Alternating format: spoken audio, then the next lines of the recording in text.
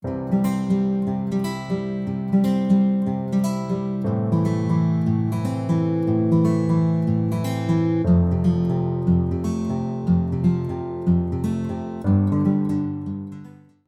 ora, everybody, and welcome back to the channel. My name is Amy, a colorist based in Aotearoa, New Zealand, and I am here today with another edition of A Little Touch of Color Counts, a series where we randomly draw out a coloring book and we have to work in it immediately, no matter what we draw, and it's about falling back in love with the collection. It's not about finishing pages, but it's a lot of fun, it's a lot of randomness, it's a lot of chaos, and I've really been enjoying it.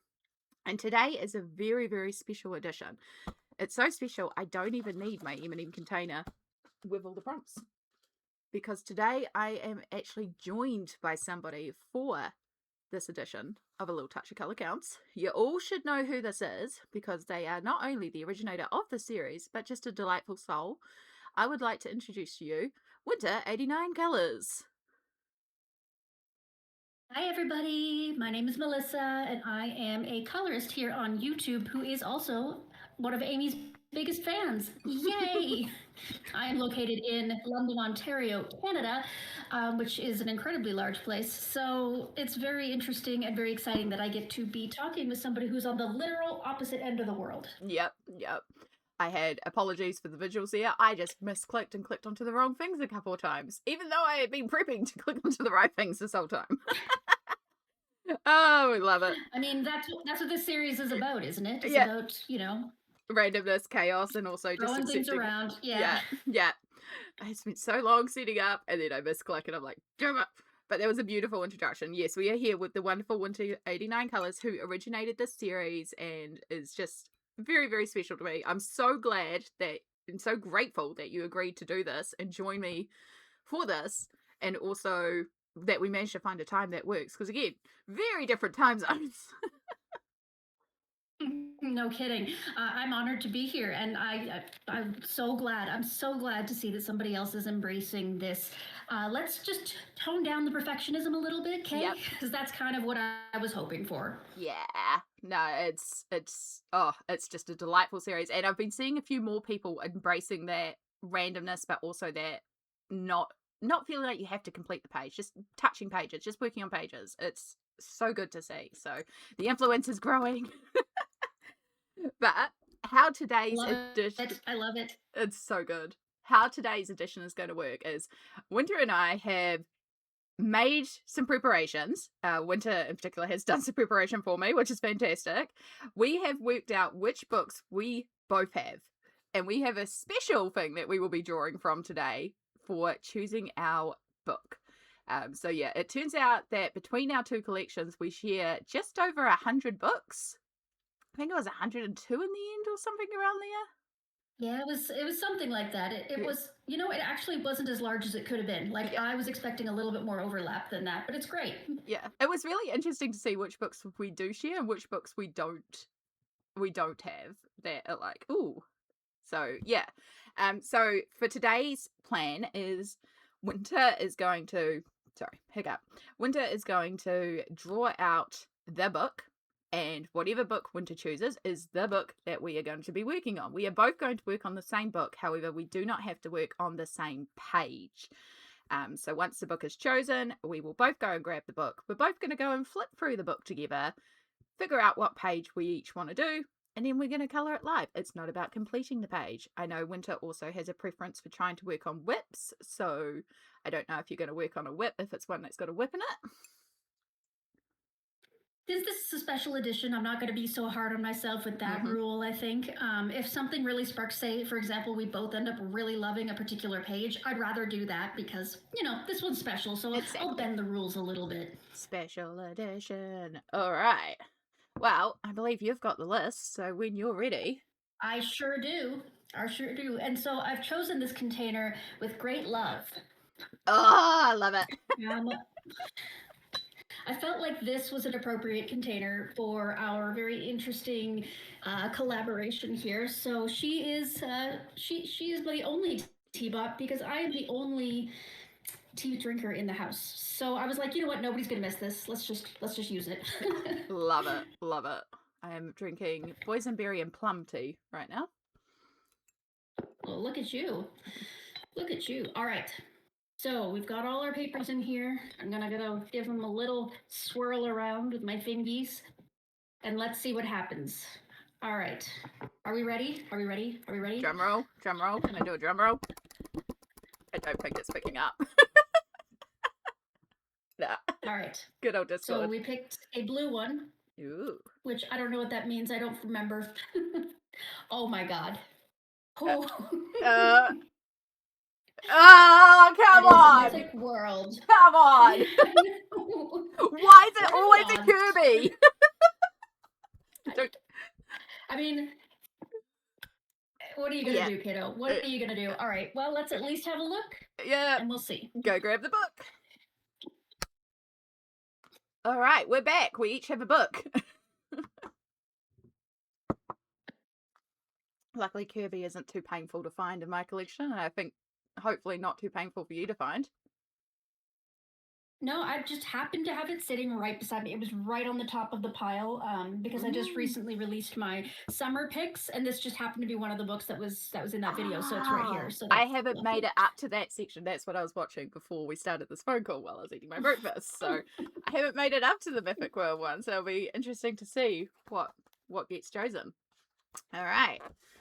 So we're going to flip this together and choose.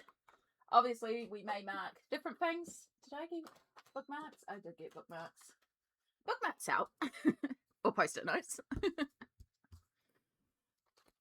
Yeah, I use post-it notes because I use regular bookmarks like you do, but I use those for completed pages. Everything else I need to like categorize based on where I put the post-it on the page. So it's a little easier for me, but I do reuse them. So anybody that's mad at me for wasting resources, I swear, I reuse them until they absolutely won't stick anymore. The only reason I don't use post-its is I once used a post-it and it stained my paper. So. Oh, really? Yeah, but I have humidity issues sometimes, so that's why. Yeah, fair enough. Right. So title pages always count because of hashtag tackle the title pages. Mm-hmm. And this is a whip for me. I, for some reason, ages ago, filled in like the snake's little mouths, and I did her lipstick, even though she's made of stone. I don't know. Yeah, I'm not feeling that one myself. No. Those are the kind of pages like on Kirby's, because it's always made up of elements of other parts of the book. I want to do it closer to the end of the book. Yeah. It's the same. If you use those colours, bring it across. Mm-hmm. I am not feeling a giant city. Right? It's a lot. It's a lot of repetitive shading. I think it could be fun to do it with, because I've been practicing neons and steampunk. Not in steampunk, neon cyberpunk. So I think taking that neon glow of the city could make this quite fun for me, but I do not have enough pencils right now to do neons, but maybe in future. That could be quite fun. You never know. Yeah. Yeah, because these, like, I probably would do them in varying shades of gray because that's just what fits, but, like, it'd also be kind of cool to do them in a rainbow, but I don't know. We'll see. Yeah. These ones with where you've got these really detailed buildings, I don't know. For some reason, it's like the one thing in Kirby I don't want to color is buildings. I don't know why that is, because I normally don't mind buildings, but I think because he's got so much more mystical stuff happening all the time, it just seems like, why am I doing this? Yeah, you'd rather color the fun things, and the building doesn't seem fun. I could see possibly doing the deer. I could see backlit glow. I'm gonna mark it. I'm not 100% in love with it, but I could see doing the deer. Right, I have done this one, the Zeus, I think it is, but I want to go in and fix it one day because I did all this in water-based markers, but the surface of I did it all brown, and it's like so much brown. And if I'd done the top of the cliffs green, you get better definition, and it would bring in the green of his hammer. So one day I want to come in here and actually paint over the surfaces. Oh, okay. Yeah. Yeah.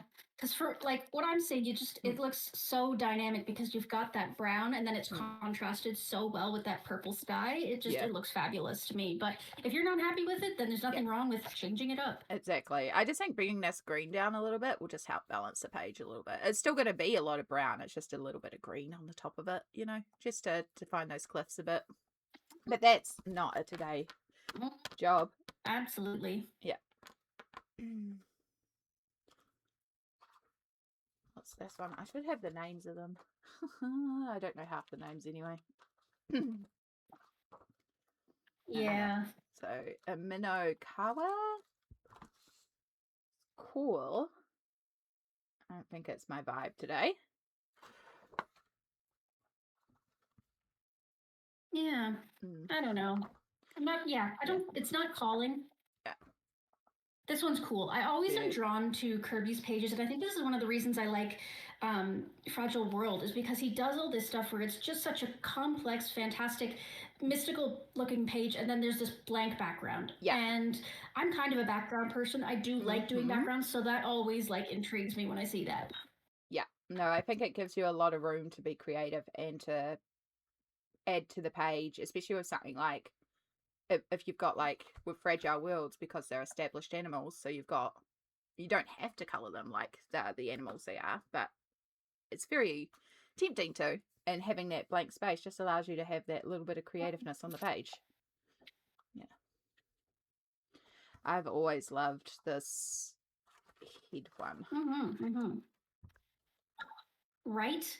Yeah. I've looked at it so many times, but I feel like it's one of those ones that intimidates me because Mm-hmm. it's so beautiful. I just am like, I'm doing that thing that you shouldn't do, which Yeah. is, be like, oh, I'm gonna save it for later because it's my favorite.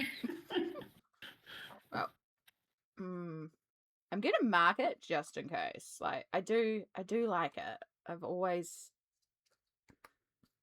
and I could see coming in here. I love my Gansai Tambi, and I'm like, I could do the Gansai Tambi for the bottom, and give like a water wash over everything, and then Yep. color in. So I'm gonna mark that one as a Yeah. possibility. It's a cool one. What did I do? Hmm. I'm gonna have to like come over here and fix these edges. They're like got like black pastel all over the like, corner of my page Oh no. because of the next page. So you've done these too. So yeah, I did Mm. these two. I think they were the first two I did in this book. Yeah. I had some inspiration and I went for it. Had a lot of fun with these too. And I think they go really well together too, as far as the color patterns being kind of similar, at least, with the black and the darkness. I think it kind of Yeah. works out. And then she's got like this tan tone dress or whatever it is. And yeah, I don't know. I just like the way they turned out. No, I really, really like it. I think it's really effective. Yeah, I do like. I'm sure that's Baba Yaga, is it? I It is. should. It's Baba Yaga Yeah, and the Kraken. yeah. I'm gonna mark Baba Yaga because again, I've always loved her as well. She's such a cool character in D&D. She's fun to throw at characters. Oh, for sure. For Yeah. sure. This one I've looked at so many times. Mm-hmm. Again, it's a lot of open space, but at the same time, like now that I'm better with like larger mediums like pastels and watercolor, like it wouldn't be so hard. Yeah, yeah. It's definitely something where, like, if you sit here and did it all with pencils, that's incredible. I'm just looking here going, if I did that as a rainbow snake, then the water becomes rainbow. Mm, Mm-hmm. uh-huh. Yeah. I'm No. definitely marking it because this would be fun. Yeah. Could do lots of different things with it. Add marks to it. I've already got so many. It's Kirby. I freaking love Kirby. I know, right? Yeah. This one scares me because of all this tiny foliage. I would feel tempted to like color each one a slightly different shade of green, and I don't think I should do that because I'll drive myself crazy. But Yeah. again, I love it, but I'm not ready. Yeah. No, I don't think I am either. That's a fine line as ones. Also, I do apologize if you're getting little roboticness. It is just to do with internet connections. So, unfortunately, Discord will do this every once in a while. So, don't worry about the roboticness. That's fine. It happens. Yeah, we'll figure it out. Yeah. I I think have, there's like a slight delay as well. there is, yeah. It's to do with the internetness, and yeah, Discord's not the most perfect of video platforms, but it's available. That's the thing. Yes. Yeah, love it. Love that at Yeah. least. Now, I have actually coloured this one in another book. I think it's actually beside me. Okay. Yeah. I like both of these pages. Either one of them is a little bit more on the simple side, but like a lot of potential for color. Yeah. So I think I might mark this one. It's a, yeah, that's the page, isn't it? Yeah. No, I've done it in World of Colour. Oh, it's beautiful. Yeah. Right. I think I remember you flipping that at some point. Yeah, I particularly love Really the background, gorgeous. because that's what we mean about big open backgrounds that you can have fun with. So, iridescent watercolor. Mm-hmm. Yeah. Undoubtedly. I have no qualms colouring it again, but I don't think that one's the mood today.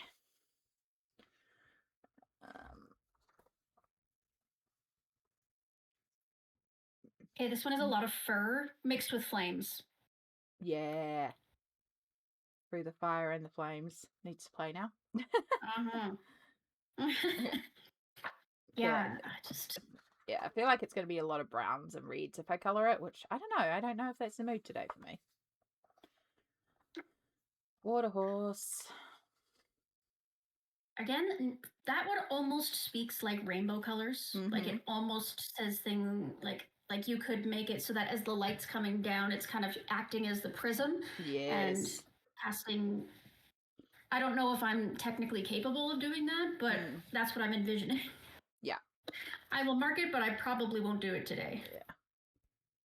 I do love this tree creature one. It's going to need fine liners because it's got so many little details, but I could see doing this one too. I'm going to mark a little tree fringe. Oh, that's nice. Yeah, I like it. I like it. Saw a ton of these done this month. Mm-hmm. I think I had it marked for mermaid too. Nah, mermaid's gone. I'm not feeling it anymore. I'm a bit over mermaids. Oh, this one's cool. Oh, she's beautiful. My brain immediately goes. All that light though. Yeah, so much lighting effects. My brain's like, oh, light.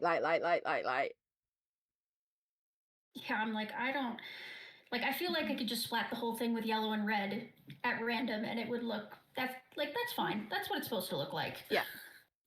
Well, the thing is we're just seeing to a certain point in the distance the lights, but there could be more lights behind it too. So absolutely. Yeah. I could Wild. I'll mark it. I don't think I'm ready. Yeah. No, it's valid. I've run out. I would love to see what you'd do with it. Oh, that's okay. We can buy small bookmarks. Where's my bookmark container? Somewhere around here. I'm always misplacing my as container. backup for, of course, as backup for bookmarks, I often use playing cards. I'll have a deck of playing cards laying around just in case. Smart. I just use like random bits of paper and stuff like that, so it's fine. I've got like 4 things I can use, including a sticker. Works for me. Yeah. Love it. I love both these pages, but oh my god, the background on the fates.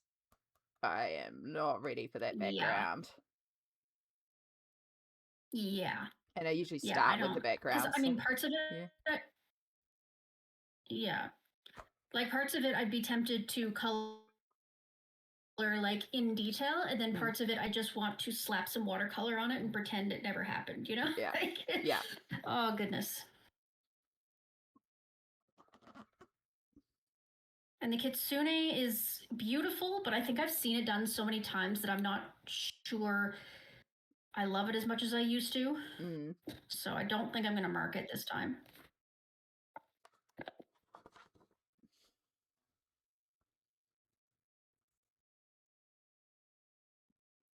Skeleton whale. This one is sad. Yeah.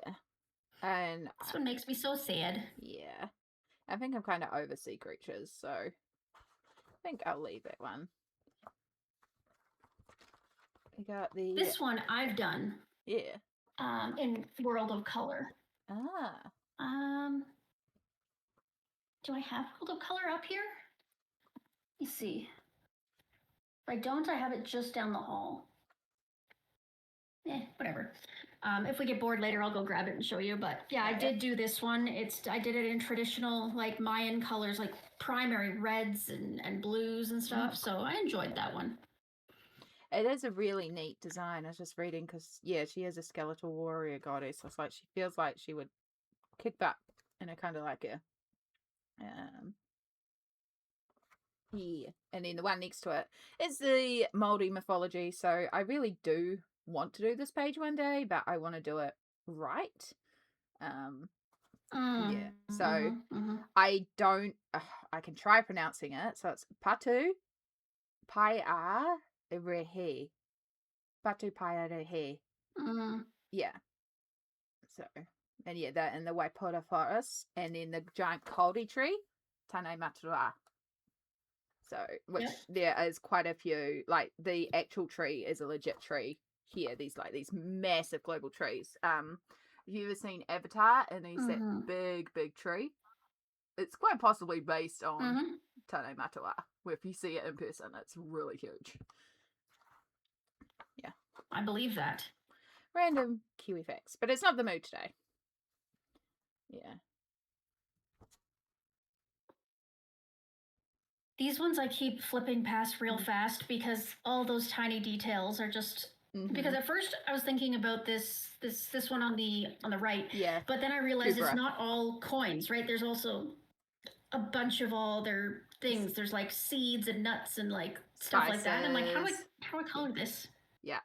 I was just looking at it going, I wonder if I could just stick in a bunch of gems and make it 3D, and then it's like, oh, it's going to make the book difficult to color, but that would be fun. Because I've got in fact, I've got one beside me. I've got like tiny little nail gems. And sometimes they're fun to shove on pages, but very difficult to color around. Yeah, don't think that one survived today for me. Dragon!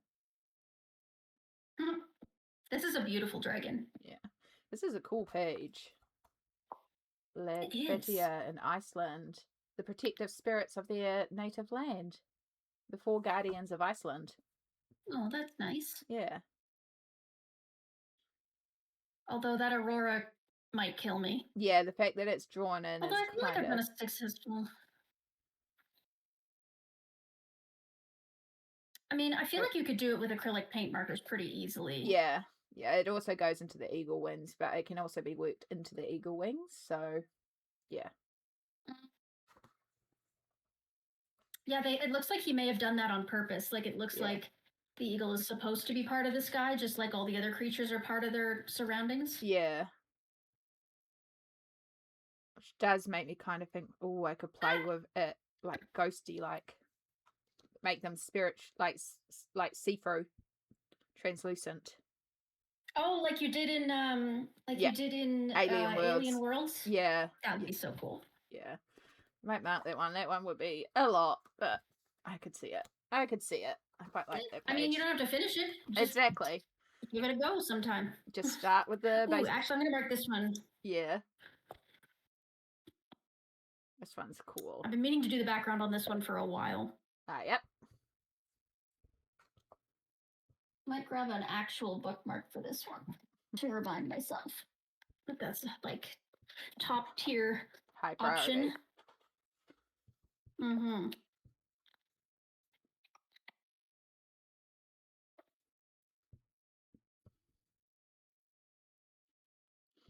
I like this one, but I don't know. Every time I look at it, I'm like, I love it, but like, I'm not sure I'd love to color it. I don't know why. I don't know what it is that's like throwing me off, but I love this half. I'm just not in the mood for this half, which is fine because again, it's just about. So I could just start with her, but I think I've got enough marks that I like more.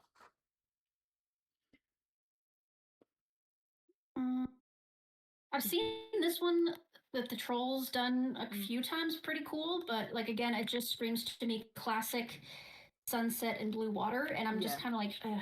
Yeah, not compared to some other ones we've marked. Yeah. And yeah, I think it's a phoenix, but or some sort of bird. It's pretty. I just don't want to do all that greenery. Mm-hmm. Mm-hmm.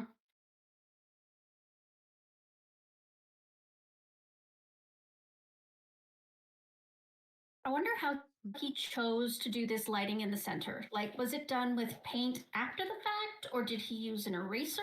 Or I have questions, but Yeah.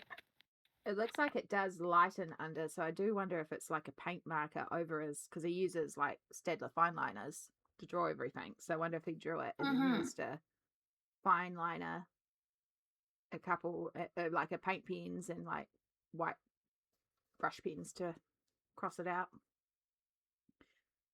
Yeah, maybe. Yeah, I've always found that fascinating. yeah.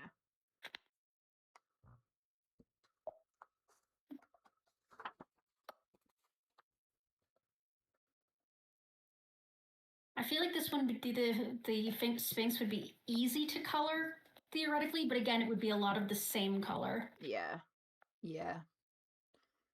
I definitely want to find a way to bring in a lot more color because that background is just brown, brown, and brown, which there's nothing wrong with that, but sometimes it's you want to pop a color.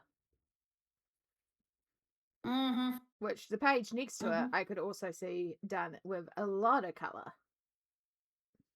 Absolutely. Absolutely. You got to separate out the snake versus like the banner thingy versus all the other motion.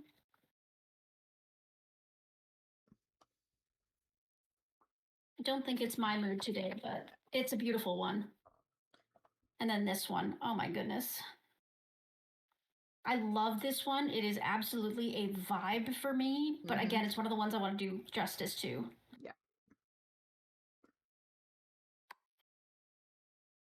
It would be a good one. I feel like because there's a whole planet in Alien Worlds that is this style as well. I feel like I'll probably end up tackling it in Alien Worlds and then be like, yeah, I'm confident in this, and then come here and do it in a more regular. Because when I get to the Alien Worlds one, I'm not going to do my lava planet lava colored. It's going to be weird colored. Right. So I'll be like, come here and then do it lava colored. Yeah. I am going to mark it only just because I just had that thought like of doing random splatters of orange, yellow, and red as the base, and then coming back in with like Prismacolors over top to do the rocks. But yeah. it's again maybe we'll see. And then this one's supposed to be rainbow colored, Yeah. so there's that. Yeah, I've seen this one done quite a few times, rainbow colored, and it's beautiful. But unfortunately, I can't see past what I've seen. So, yeah. I can always picture My Colorful Country Life, Karen, her version of this. I don't know why. Yeah. I feel like it's the only version I've ever seen of it. Yeah. They're gorgeous, gorgeous. But not today.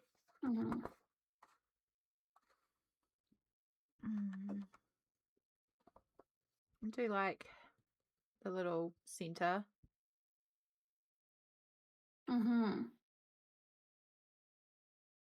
Yeah. What is this representing again? What are we at? 58. Agate. It's from the Philippines. Bottom of the water, lower body and legs of a horse. She hoards precious gemstones and wears sparkling jewelry. Lives in the foot of the sacred Mount Makeling. I'm apologizing, I am butchering this for certain. Excellent climber. Sleeps. Are the daughters of another breed of horse-human hybrids.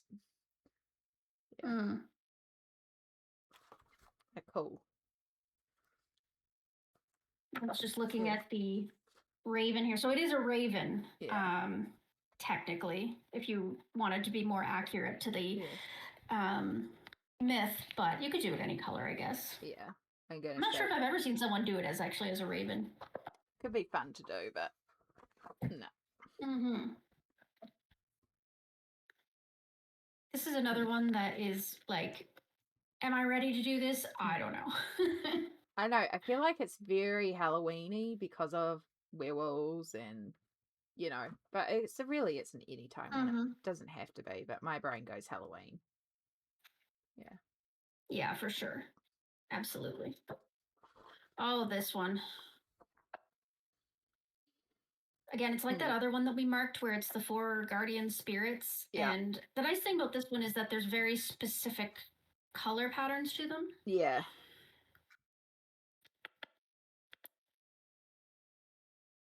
And it's like you could just start by focusing on one of the elements. You wouldn't have to do like all the elements. So I think the background's going to be the hardest one for this because of how much is going on in the foreground. yeah. I think you'd have to do the background last on this, which is a shame. All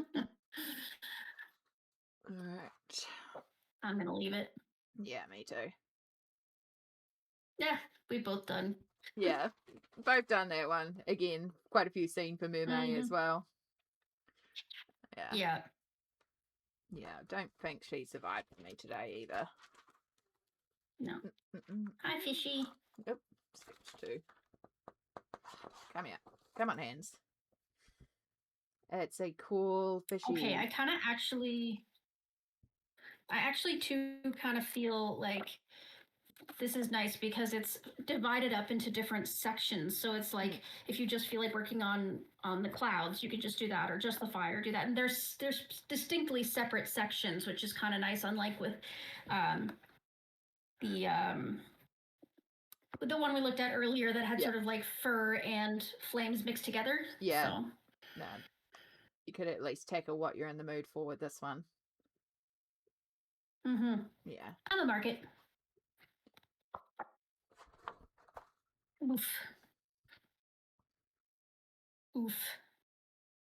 Now I do have a way that I've started doing crystals, which is quite effective. Which is my good old Ganzo Tambi. So this one's a little bit more approachable because I can just Ganzo Tambi all the crystals. Just adds really fun colorway to it. But yeah, it works better when it's like a solid ice crystal cavern rather than crystals in a rock. Yeah, I think I'm going to leave that one for now. I think I'm going to leave these two are probably two of my least favorite in the book. Yeah, I was about to say, I don't feel these two at all right now. So. Ooh, you've done 73. Yeah, this was a buddy color. And I enjoyed this very much. It's got lots of glitter on it. Yeah, I love the color that you've chosen for it. That dark purple with the gold is so pretty. Jungi right? And the moon I rabbit. really enjoyed doing that one. Yeah. I think I'm going to mark it. Like, I really like that one. Not so much this one. Lots and lots of fur. I don't mind it, but these things I like more. And yeah. Yeah. This one we're not going to talk about. Yeah. That's fine. All right. Yeah, made a mess of that one. This one obviously was marked for mermaid. Not anymore. Yeah. It's a very common mermaid one. I think I did mine 2025 mermaid. So lots of fine liners. That's the best tip for the hair is all those tiny flowers, fine liners. I've always loved Spider Lady. I think she's so cool. I'm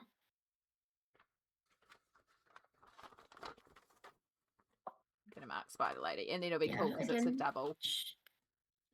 Yeah, she's kind of one of those ones that I'm like, I'm not sure how to do it yet, so I'm gonna have to keep practicing. As Candace would say, it's a turtle with things on its back. Yeah. I haven't grown to hate the turtles with things on their back as much as she has, so I'm still okay. I like how there's random flying snakes. Yeah. I again don't think this one's the mood for me today, but I do like it.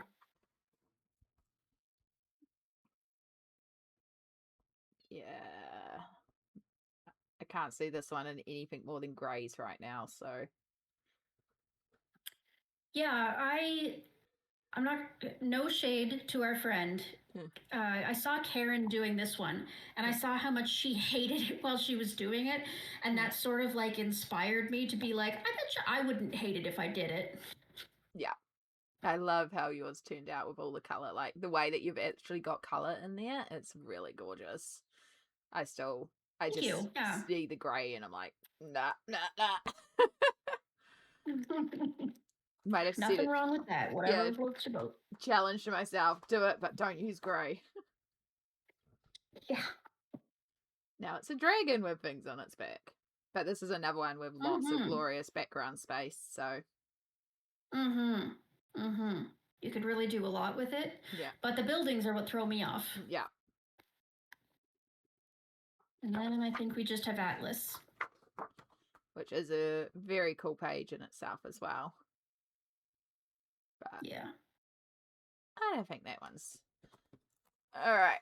I think that's for another day, personally. I got enough March to now go and narrow down on. Yeah. So this was my top priority, but I feel like there was one more in here that I was like, okay, this one I had a vision for. Yeah. So I'm going to mark that in a new special way.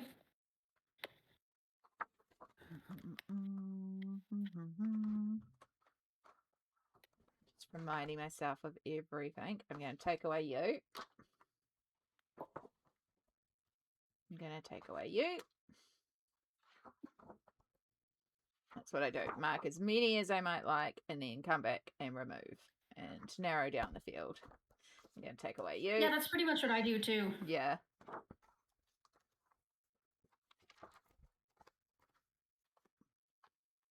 Alright, so we're at 1, 2. I'm going to take away you. 1, 2, 3.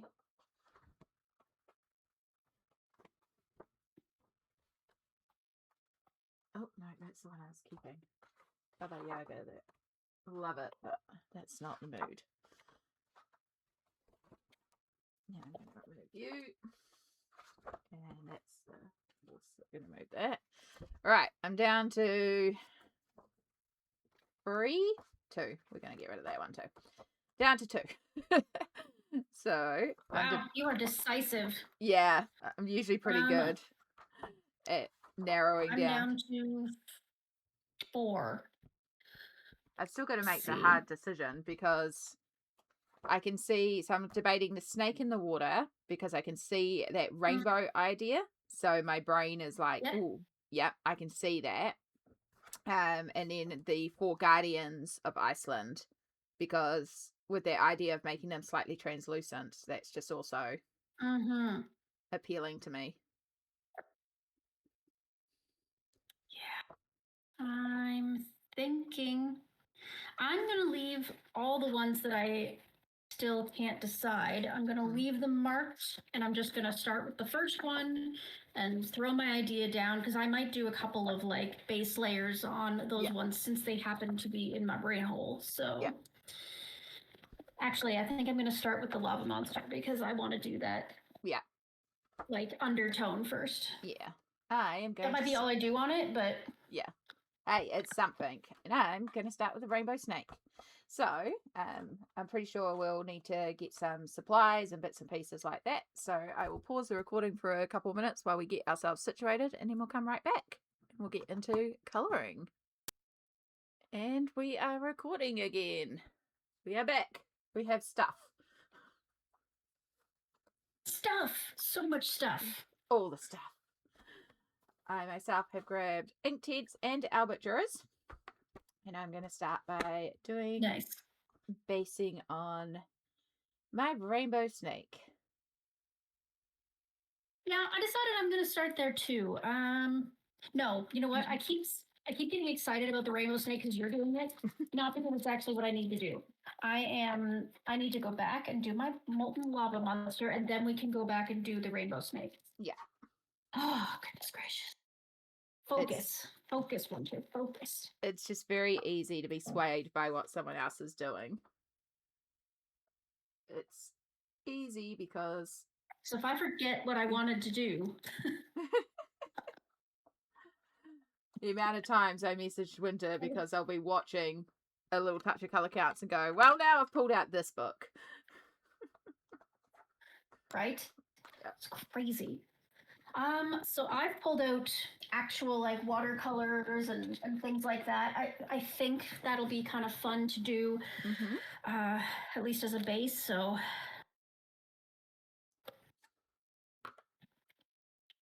You can only try.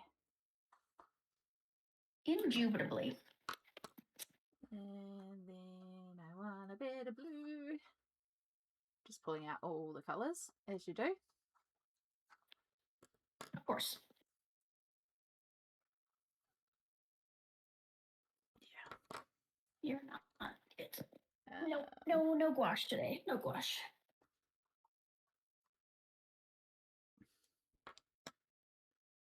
I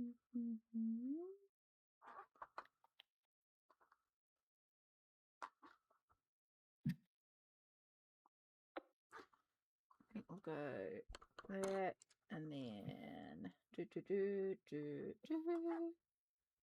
and pink flamingo or carmine. Put away pink flamingo. That's more. It's not what we want. I'm gonna go pink carmine, and that should go quite nicely into crimson. And then we'll do. We need a bright red. Let's do chili red. Okay. I have way too many pencils. I need one more because I just realized I've missed a step. And basically every color kind of has 2 or so pencils. So red, orange, yellow, greens, blues, purples, pinks, full rainbow. And my idea is that I'm going to do ink tints on the snake that's out of the water, but then the snake that's under the water, I'm going to do an Albert Duras, so it'll be more pale, but the same. Oh. Yeah, because it's under the water. So Very nice. Yeah. I think I'm going to use my Artistro watercolors, and I'm going to use obviously a blend of reds and oranges and yellows, and I'm just going to wing it and see what happens. Because that's kind of what I do. Best way to do it is just give it a go. Mm-hmm.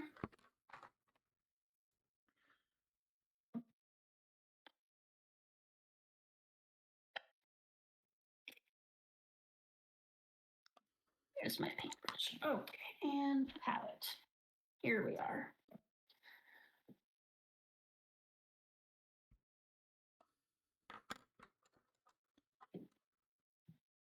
So I had that follow-up question. Oh, yeah. Yep. So you're not drinking caffeine right now. Is that something that you're ever going to be able to do again? Possibly. I stopped drinking caffeine because I haven't been sleeping, as you may all be aware. I wake up at 4:30 every morning at the moment. I'm basically getting about 4 hours of sleep a night. So I'm just trying anything that might be affecting the sleep. So that's why we're trying no caffeine. It's made no difference to my sleep. Well then, I guess that means you can probably go back to it eventually. Yeah. I did accidentally one day have a cup of coffee though, and I did notice just how much more anxious I felt that day, which was interesting. So yeah. So part of me is like, makes sense. Yeah, maybe we just won't. So I'm just staying caffeine free for a while, and just in case it's one of the things that have been affecting me. But yeah, we might eventually. But I just found there's a caffeine free Coca-Cola that they just released here, so it's like that was the only thing I was really missing, because I drink my coffee black. I can still have black decaf, and I say caffeine free, fully aware that technically chocolate and even decaf still has just the littlest amount of coffee in it. Like, I'm aware it's not 100% caffeine free. Yeah, of course. Yeah. That's fine. Like, I was just curious as to Yeah. if there was a plan involved or if it was just sort of like, yeah, we're just gonna try this and see what Yeah. happens. Now I did do like a big, oh God, what was it? It was like a month without coffee and caffeine. And that was when I was trying to detox from energy drinks basically and stop drinking energy drinks every day. And that was hell on earth. But that was when I was drinking like 2 cans of energy drink a day and having multiple coffees, up to 12 coffees a day. So I was like hugely caffeine addicted. Um, That is a smidge of coffee. Let's just say yeah, that. yeah, it was a lot. There was a reason why the detox was terrible, but I knew if I could do 30 days, like that would be the only way to really stop me drinking the energy drinks every day. So yeah, Yeah, you gotta break the cycle, right? yeah, yeah.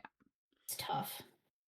So yeah, we survived it though. So then when I was like, at this time it was just like, oh yeah, we'll just go caffeine free, and I just did it. There wasn't even a detox. I was only having the 2 cups a day. So, and again, I've got the decaf cafe coffee. So you know, still getting. Yeah, that helps. Yeah.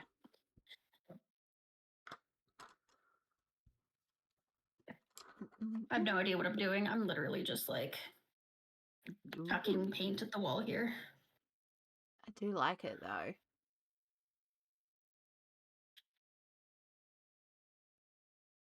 It's very vibrant and bright, which I think is cool. I can see how you're thinking though, and how you're going to go from there. So Yeah, because I mean all the rocks, if it's lava, the rocks will be lava rock, which is black, right? So yeah, if I use dark grays and blacks to kind of negative space my way through it, exactly. I think And it'll come together relatively quickly, I imagine, too, which isn't the mm-hmm, point, but sometimes it's really nice when you got one of those sort of quick, easy wins. mm-hmm, mm-hmm. I think it's going to be tough once I do get into doing the pencils and doing the rocks. It's going to start getting repetitive at that point, and that's going to Yeah. be rough. But that is okay. We will figure this out.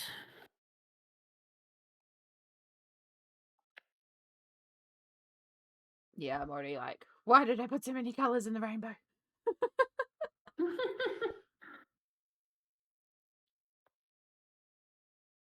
So I'm not coloring in the full scale. I'm just coloring in about half because I'm going to drag the ink tints down and it'll create a little bit of a gradient. So it will work shading in at the same time.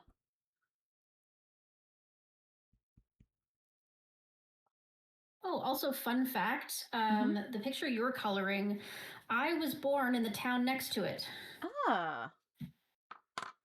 Yeah, that's Niagara Falls you've got there. And I'm in the same province right now. There you go. Seen it many times.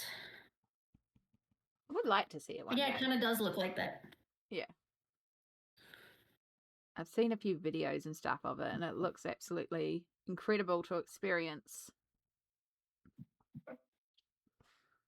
And those, oh, I'd love to travel here one day dreams that we have.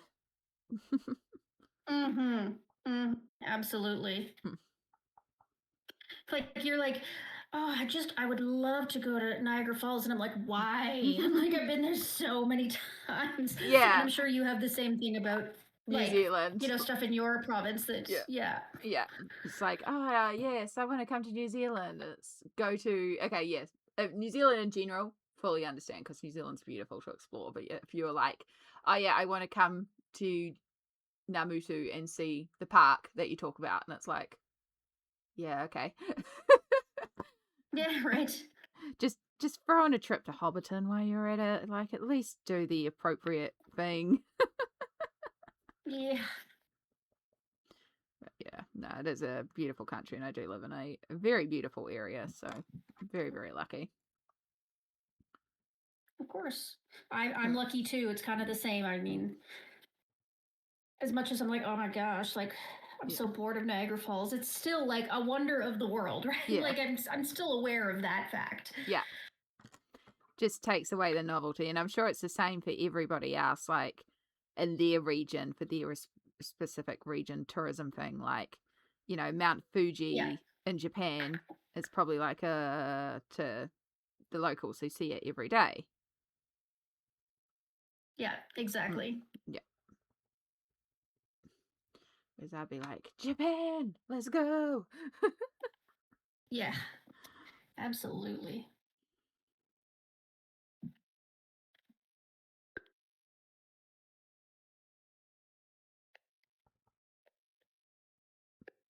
Yeah, just about finished the first strip.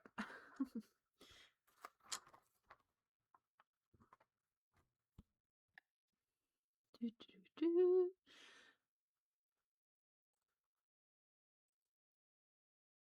So, I do have some random prepared questions just in case, because we have got winter here on the channel, so it's like we can take this opportunity to play interviewer, I guess. I don't know. So profesh. I grabbed some random questions on my way in too. There we go.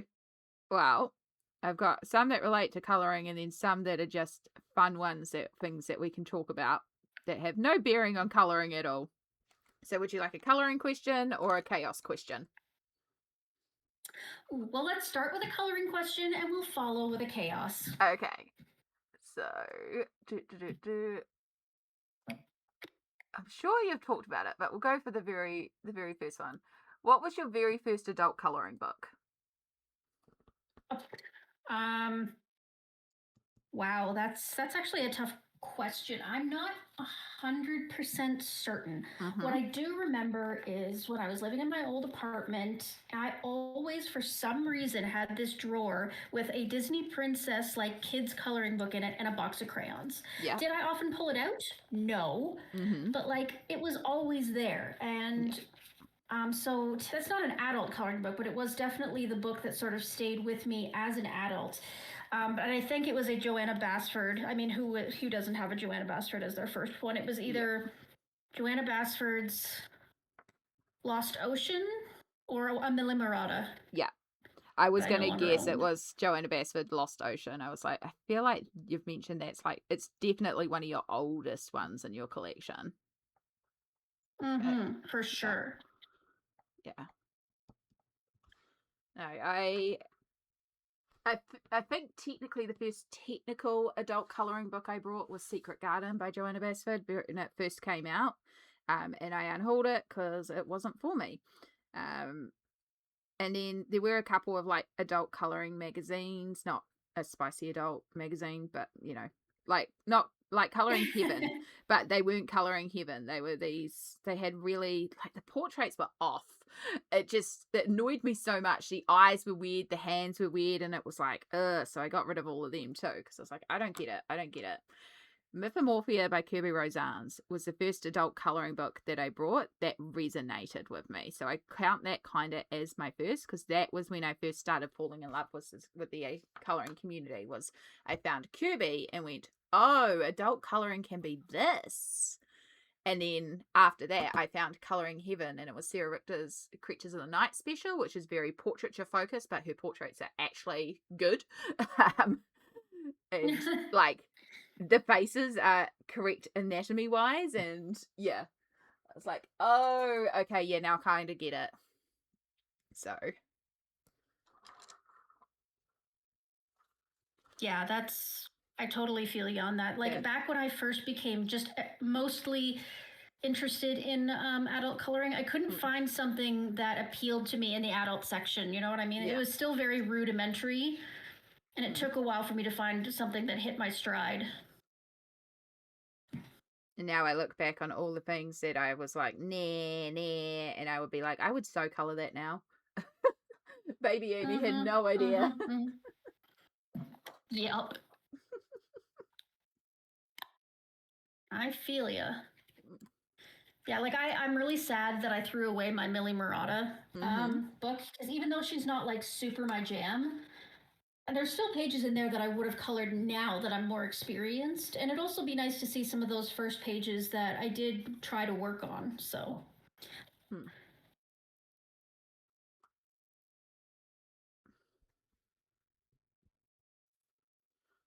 Yeah, there's a lot of pages I unfortunately got rid of as well from when I was first doing my hand recovery. And so it wasn't actually about Yes, the coloring, it was just about trying to regain hand strength. So I hated everything that I created. But now I'm like, of course. I wish I kept them because it's a journey, it's a process. Um, yeah. Absolutely. Don't throw out your pages, kids, even if you think they're a disaster. Even if you hate them, you'll look back. Yeah. Yep. Agreed. There's a couple of books that I threw out or donated, should I say, when I was moving, just because you you gotta be able to cut some things when you're moving, right? It's crazy, but those ones I wasn't too particularly attached to. I knew that I didn't really do any really good pages in them. I wasn't gonna color them in them again. Now that I'm more experienced, I'm not so worried about throwing a book away because I now I know what I like and I Yeah. know that I'm never gonna miss those books. So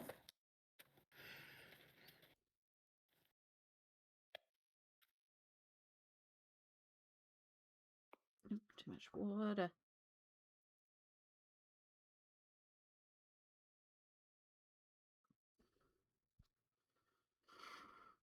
I wonder how much this is gonna bleed through.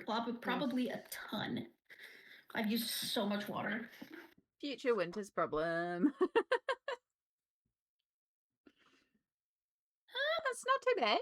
Actually, not bad. No, a couple little spots like down in the corner over here, and there's like a little bit right here. Fully coverable. Not as bad as I anticipated. Yeah. Oh, for sure. Yeah. Yeah. This is not disaster land for me. This is. Yeah. That's like really rudimentary coloring fixing. I've fixed way worse. Yeah. I had one last night that it soaked through so badly it's gone through the entire spine of all this book. And it's like, it's still fixable. Mm-hmm. It's fine, you know. It's playing around with backgrounds and it's gone on through all the stitching, and so it's like up through all the book just slightly in the spine because it's been stitch bound and it followed all the stitching, and it's like, it's fine.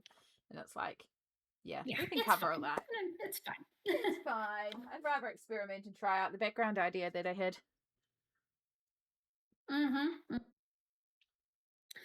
I think, should I base? Should we just soak this page some more and like do the base on these rocks? I feel like that's where we're at right now. Let's shade.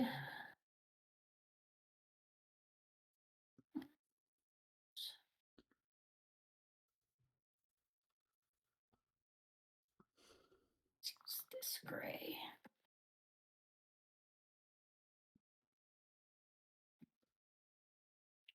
Actually, if I thought about it smartly, I could have also, when I had the colour out, done the reflex on the water. Oh well, we can do that afterwards. Absolutely.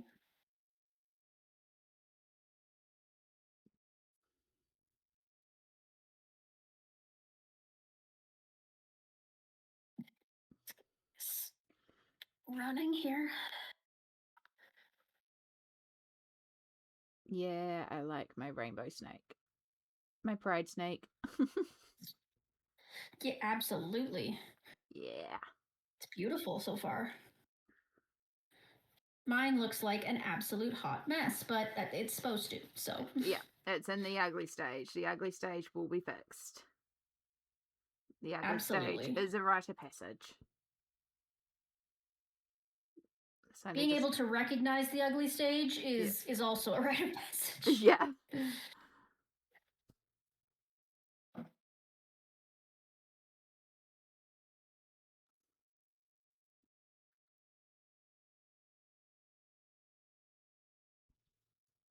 All right. So, chaos question for you. Yes. So, you're living in a house and you've got to have a mythical creature as your roommate. What would be the worst roommate? A fire-breathing dragon, a mermaid, or a centaur? Can I say the roommate I already have? No. I would have to say I, I'm gonna have to go. Wow, that's really hard, actually. Mm.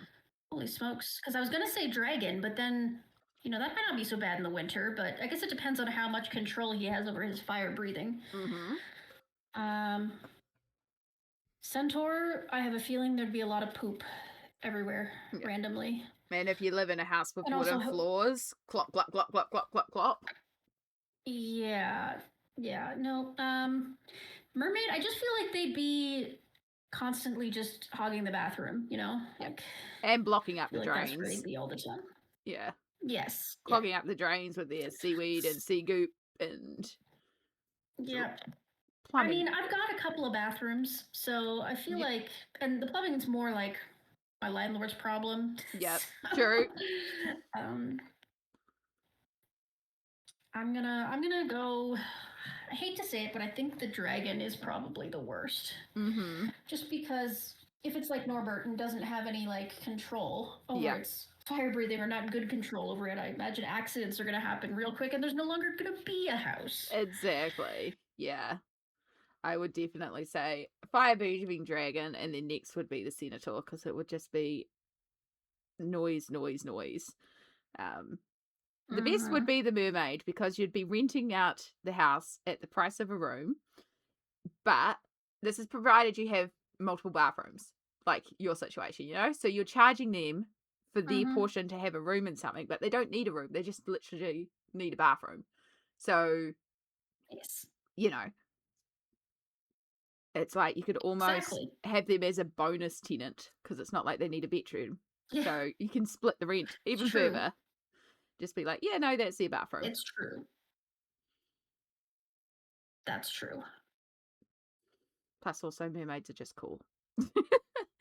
I'm inherently Agreed. biased to the Agreed with mermaid. that. Yes. Now, if it's one of those Absolutely you mermaids are. that are actually more, the scary sirens that want to drag you down to the murky depths, well, you know, Oh, that's a whole maybe, nother problem, but yeah,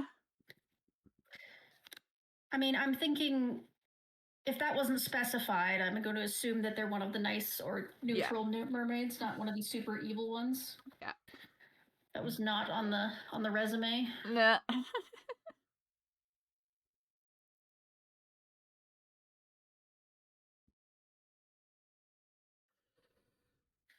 Dripping, dripping. No.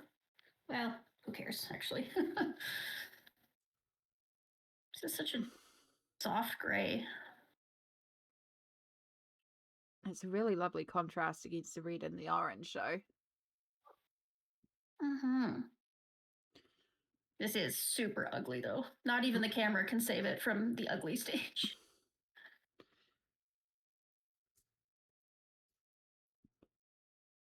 But the vision remains, and that's the Yeah, important part. exactly. And I can see how your like where your brain is going with it and why the base is there. So Because it's not going to matter too much because they're so interrupted by the rocks that you're not going to be able to see how sloppy my work was underneath. So I exactly. think this will be okay.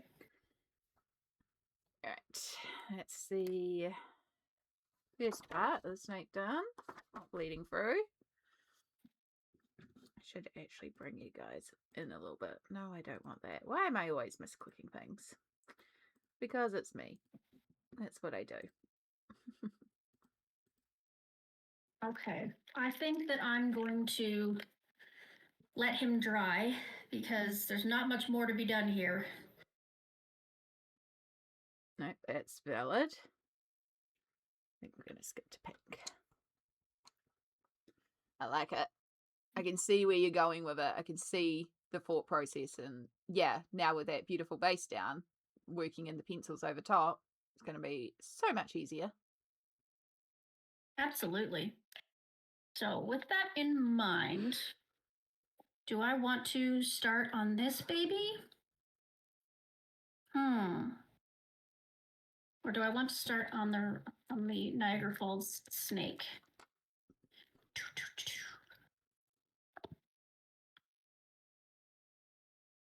I'm gonna read about this fish one more time.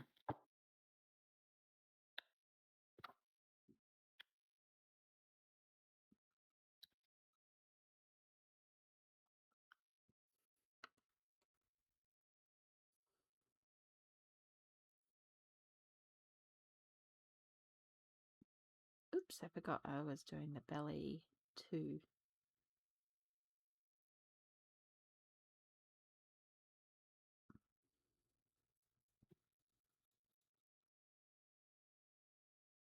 I'm glad to see that my mic is not picking up my noisy roommates.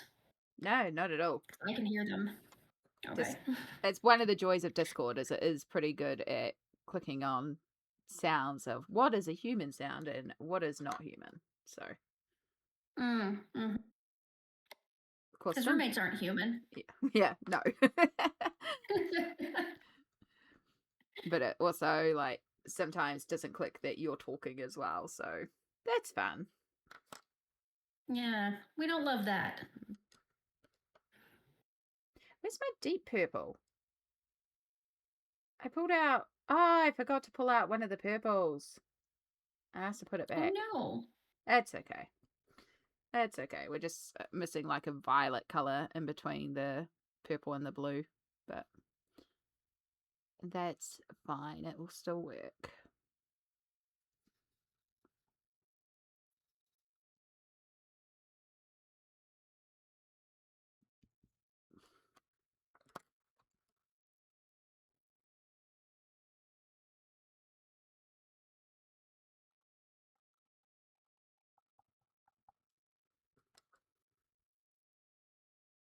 I'm like staring at this fish and I'm like, it is going to be great when it's done.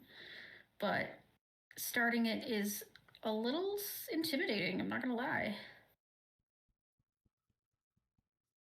Do you see anything about the colorways or any plans speaking out to you or? A little bit, like it has specific patterns. So like the top section is grass, the second is ice, and then we've got lightning, and then we've got fire. So we've got like the 4 basic colors. Then we've got blue again for the water at the bottom. So I think with the ice, it's going to be a more ultramarine shade blue, whereas the seawater is going to be more like a greeny blue. So at least there's that. Could base all that. Do I want to continue to base with watercolor, or do I want to try something different is the question.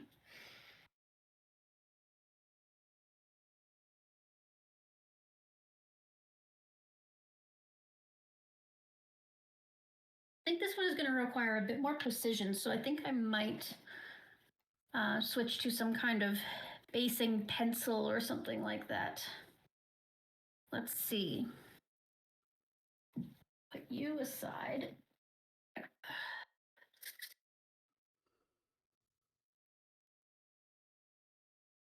Just move a couple things around here and make room for myself.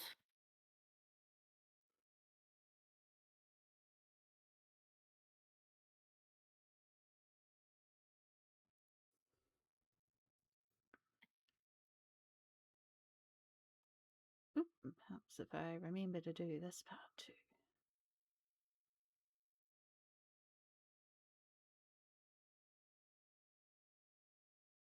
Okay, I haven't used my Albert Durs in a while because I've been kind of stuck on using my Inktense. So maybe I'll use the ADs for this one. Yeah. I'm just about to swap over to the Albert Duras myself. I'm just gonna fun. finish off the rest of my out of the water snake, and then we're going to the into the water snake.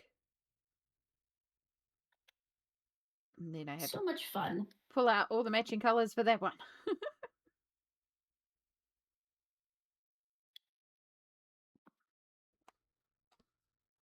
It's so rainbow and bright, and it makes me so happy. Yeah, I'm loving what I'm seeing. It is looking fabulous. It's because it's rainbow. You always can make, well, yes, but also because you are very fabulous at like really making things vibrant, like without, I don't know, sometimes I struggle to make that vibrancy appear, and I don't know why. I think it's just because I'm too afraid to go either too deep into my shadows or too white with my highlights, but I do struggle a little. Yeah. No, it's and for order to make things vibrant and pop, you do need to go extreme. So you want to do extreme lighting, you have to go black and white. You shade with black and you shade with white. Yeah. Don't be afraid of color. Color is lovely. You can always tone things I know. down, but yeah. Yeah, I get it. I'm getting better. Yeah. I think I'm getting better, and I'm getting to this point where I don't mind adding black to the page, you know, to try and get those shadows real deep. So I'll get there. I will get there. Okay. Move over, fish. Pull out these ADs, and that's a big case. All right. I will join you by pulling out my ADs. Okay. Alrighty. So, first color to match is crimson, which is our cooler red.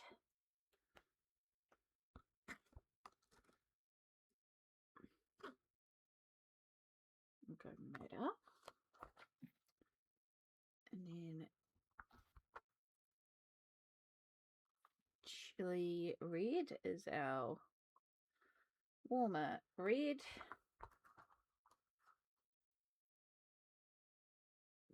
Permanent carmine.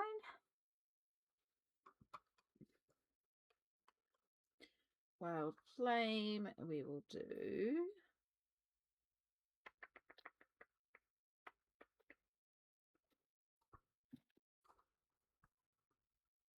dark cadmium orange.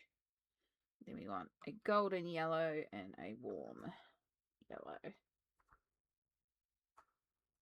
Dark chrome yellow. And we want something lemony in the yellow. So yeah, like chrome yellow will do.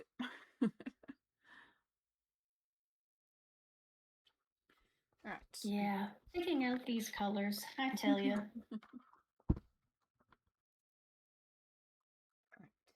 Appley green. We will do grass green. And then we want permanent green.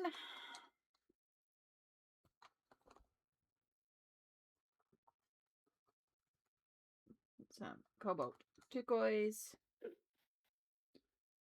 And we want some ultramarine.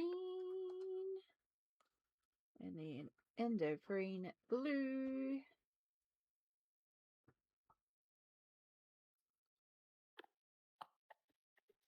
All right, now this is where it gets hard because there is no dusky purple, so I'm just going to pull out violet.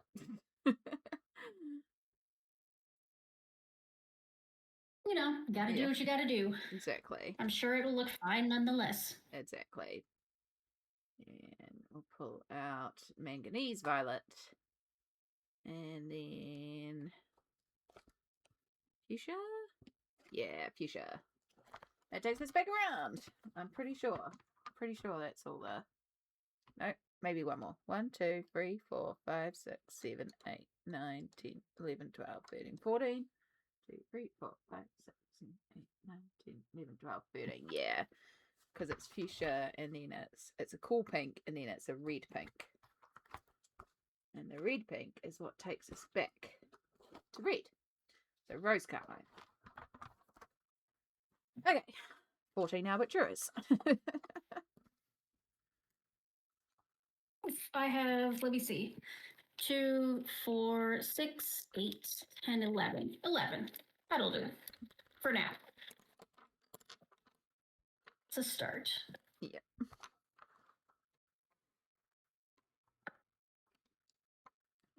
So most of my idea is that I work with the Albert Duras and it will provide a bit more of a paler tone to everything, and then I can go over it with a blue wash and make the effect of the waterfall.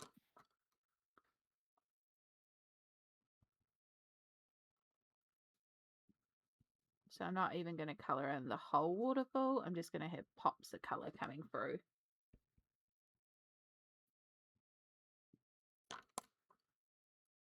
Yeah, I can smell what you're stepping in. I see the vision. Yay.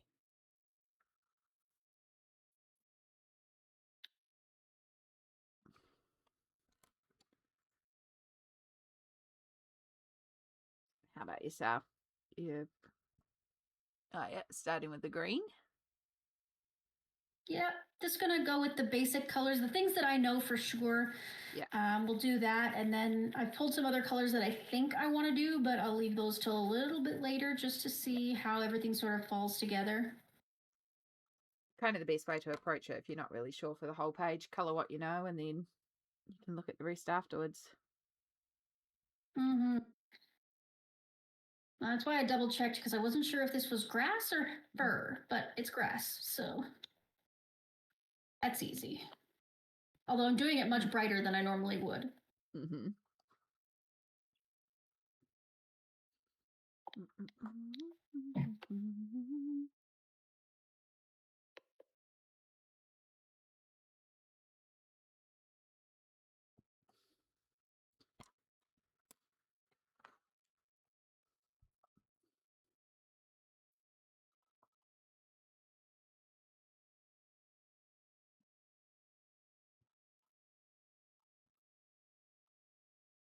I love that I'm getting these started. I've been putting off these pages for so long. Cannot tell you the last time I worked in Mythic World. Yeah, it has a surprising little amount done for you. Yeah, it's just not been my focus, Kirby. So it's really nice to have a reason to pull it out and do some more in it. Mm-hmm. Yeah, I forget that like you work in so much Kirby, but it's almost always Mythomorphia these days. So like I completely forgot that you have other Kirby books. Yeah. No, I have all the Kirby's. I'm so close with Mythomorphia that it just ends up being the one I gravitate towards. So it's kind of of course, nice. Alien Worlds. I do see you. Yeah, Alien Worlds is like a close favorite. Like Mythomorphia and Alien Worlds kind of battle each other for the favorite spots. So yeah.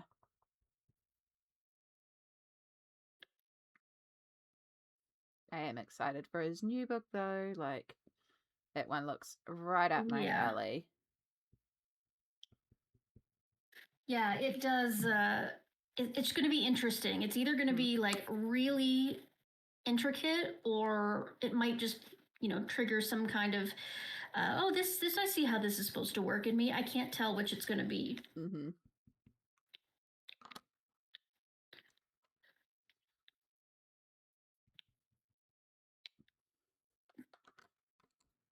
Confession time. I still haven't touched Dark Fairy Tales because I'm chicken.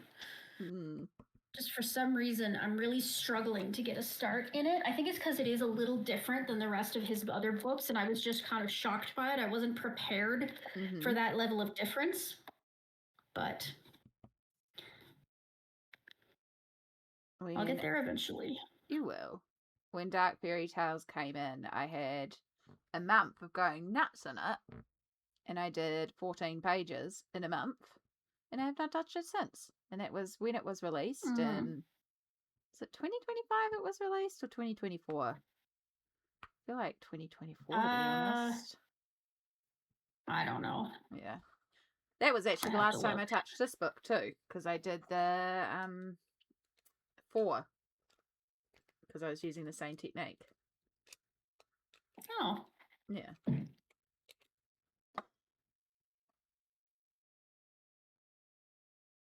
Yeah, it's been a while since I've touched this one too. I think the Moon Rabbit one was the last one I did. That was at least a year ago, I think. And that's kind of the joy of this series, is it just makes you get in there and show some love to books that you may not think about or gravitate towards.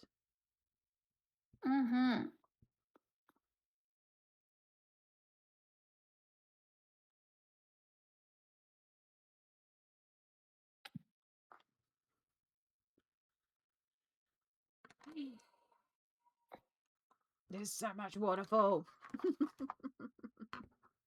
No kidding. Where did my...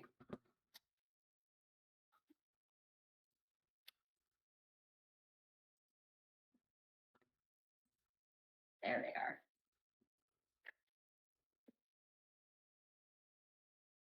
So, what do you think? Do you have like a page that was like, wow, I'm actually proud of this? Like the first page that you kind of looked at in adult coloring and went like, okay, yeah, adult coloring is definitely my jam. I did pretty good on this one. Is there one of those? I mean, there's definitely pages where I'm like, yes. I'm just trying to remember the first one. Right? Yeah. Again, it would probably be a Mythomorphia. Yeah, probably. Actually, I do think I know the page. Let me grab Mythomorphia because it's not far from me. Ooh.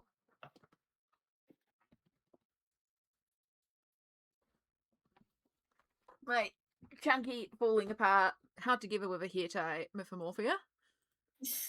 Yeah. The legend. Yeah. 6 pages. 6 pages to go. Ooh. Yeah. So there's a page in here that I did. I think this one might even be dated. Maybe. Yeah, 2022.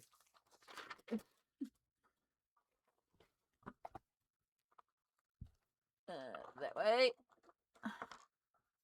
And that way. Should kind of. So this unicorn page here. This was the first one where I was just like really freaking proud of how I did everything because I started working color reflect into the wings. Like there's a little bit of blue, there's a little bit of yellow. Yeah, I just remember looking at this one going, wow, I did a really good job on this one. Now I look at it and go, beautiful. I colored Absolutely it gorgeous. so pastel. It's so pastel for me. I mean, the horses themselves are, Yeah. but like everything around them is so bright that you Yeah. don't really even notice that they're pastel. Yeah. No, I still really love this page, and it's like I do remember this one being particularly proud of it and going, okay, yeah, that's something in the community. And then the other big one I've had, because I've done a lot of experimentation in this book, was so it started off with when I started doing the acrylic inks and gessoing the page and playing around with acrylic inks in this book. And so this was like the first one I did where I was just playing around with the acrylic inks in the background. And yeah, there was just a moment of, oh, we don't have to stick to the same old. We can experiment. And that opened up to so many more experiments, so much more trying out of things, and still one of my favorite pages in the book. Ooh, it's amazing. I have to flip right to the back here, which is the merms. And it's all done yeah, the merms. Yeah, all done painted with acrylic inks. So yeah, the very final page that I will be coloring in this book is the copyright information page, but that's because I can see doing it in the watercolor, the inks, and it feels like it's the perfect love letter to send off the book. Right. So right. yeah, that's why I want it as the final page. Paint it in the acrylic inks because this book has just taught me so much about letting go and experimenting, and yeah, so it's my final love letter to a book that has meant a lot to me over the years. Once we complete the other 5 pages. Are you really struggling with those? Are they ones that like you're kind of like, oh, I don't want to, and that's why they're at the end, or? A couple of them, yes. I've got a couple of ideas. I've been looking up more about the mythic creatures and just looking on, trying to find like ideas through references and stuff like that. So like how Colors does with the illustrations, just trying to find things like that to help me get through those final 5 pages. They're definitely Like, not my favorites. But Right. yeah. Oh, I just colored in the wrong color there. That's okay, because it's the lemony green, so it will work. Yeah, I saw myself color on a spot that I didn't mean to, and I was like, whoops. Here's me just subtly erasing while asking you questions.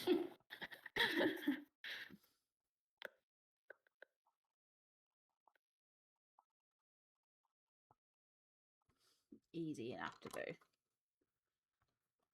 Mm-hmm. Yeah, the more I'm looking at this, the more I'm like, oh boy, what color am I going to do the sky? But that's a later problem. That's a later problem. Pink. I mean, maybe. I did pull out, I pulled out light magenta and light red violet, and I was going to work those into like the clouds in the center of the fish. Yep.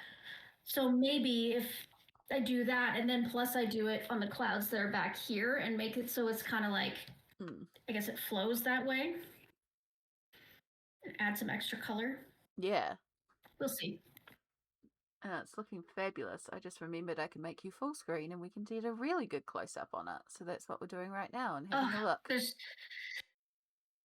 very little to see at this point. It's just basing. All base. So I'm just kind of going over everything with the color, and then I'm going to come back with either more AD, or I'll go back in with, you know, whatever non-water soluble pencil and start doing shading and detail. But we'll kind of see. I'm just mapping out right now. There's nothing much to. It's important to do on. though. Like, it's important to map out your colors and just plan where you're going. And this is where we're at with mine. It's the same sort of thing. I'm just going in and mapping out where the little rainbow would be through the page. Yeah. Yeah, absolutely. Yeah.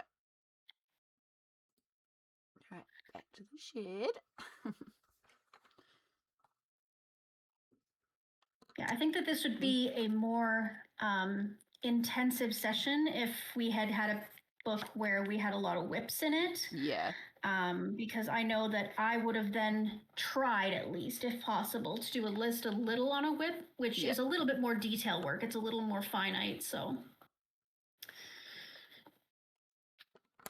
But basing is fun too. I love basing just as a meditative practice, and it does force me to get into pages. If I can just picture one of the colors and then put that color down, it's one step closer to actually getting things done. Exactly. And sometimes you're just not in the mood to do like the full thing of something. But it's like if you've got a background already done, it's like, oh yeah, I can come in here and just add a little bit more color to this element. It breaks the page and makes it approachable. So this is why I've stopped caring so much about whips, because it's like, if I just want to have a day where I do backgrounds, we're going to have a day where we do backgrounds. Exactly.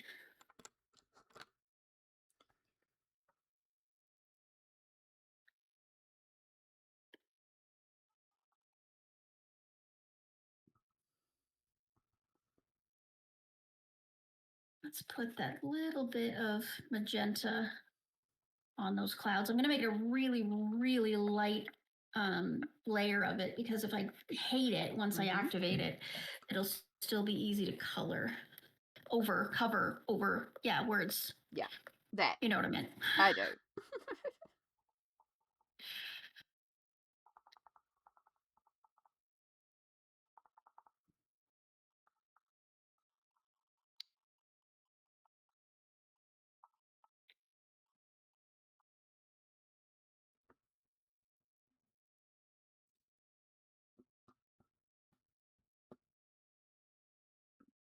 Okay. So as we are both YouTubers, have you ever had something like really funny happen while recording that's just gone wrong? Like at the time it might not have been funny, but now you're like, yeah, that was funny.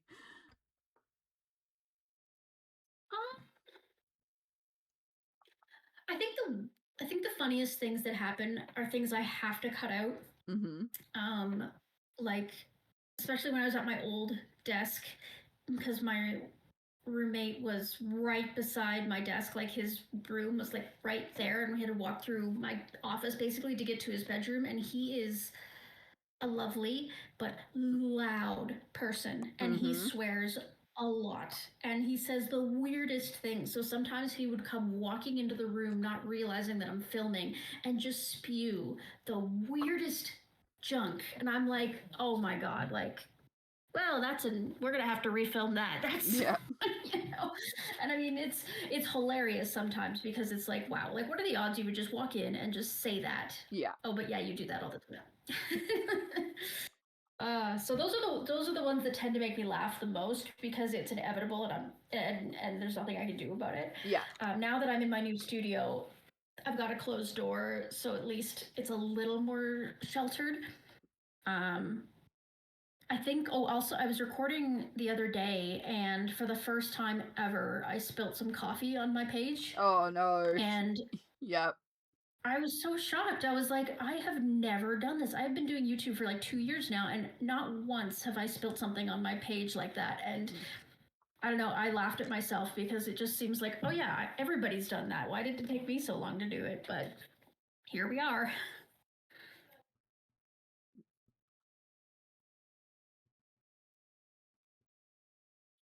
No. Yeah, other than that, Mm. I've been lucky. Like, things have just sort of gone surprisingly smoothly for Yeah. me when it comes to filming, aside from roommate problems. So, Yeah. how about you? I mean, I've had something similar where nibblings have been here, and have run in mid-recording, and I've had to pause and edit out stuff because I'm not putting them on the internet. Um, Mm-hmm. yeah, at least not till they're much older and can consent in their own right to choose to be on here. Um, but yeah, luckily, like my mum's really good. She understands, a lot of the time I'm recording, so she doesn't just barge in, or I'm live streaming, so she doesn't just barge in. She'll knock on the door frame and make sure, I mute everything and turn the camera off so she can come in and chat to me if she needs to. Um, the yeah, I have got one page where I did spill a little bit of coffee. I've dropped empty cups. I've dropped cups of water before, but I haven't dropped coffee all over a page. So I'm lucky in that sense. The thing that makes me laugh, because it's that same inevitability, I know it's going to happen, is the amount of times that I've recorded videos and I've forgotten to turn on my mic or turn off something, and the amount of times where I've recorded for 2 hours and then realized I've recorded with no microphone. Oh, that's awful. I Uh-uh. can't even say that that's funny. That's just like heart wrenching when something like that happens. It's kind of become a rite of passage with the did I just skip a color? I might have just skipped a color. Oh well. Um the complete collection tour. It's always Coloring Mm. Heaven. I don't know what it is about the Coloring Heaven collection, but every year when I film it, something goes wrong with the first take of Coloring Heaven, and I end up having to retake it. And my Coloring Heaven usually takes me a couple of hours to go through.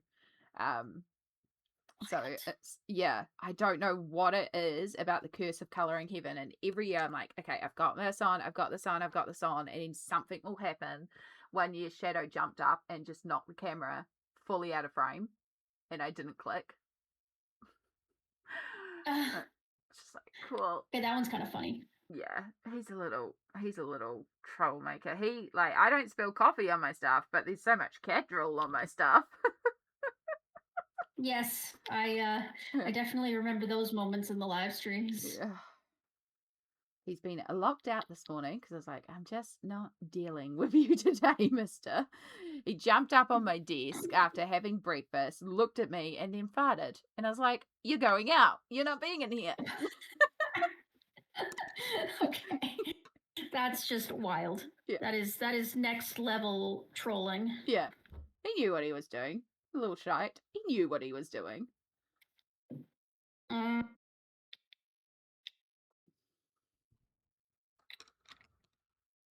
Just a few minutes ago, actually, and you wouldn't have caught it on camera, but my husband, Mr. Winter, he knows I'm recording. Obviously, I warned him. Plus, I put a sign on the door.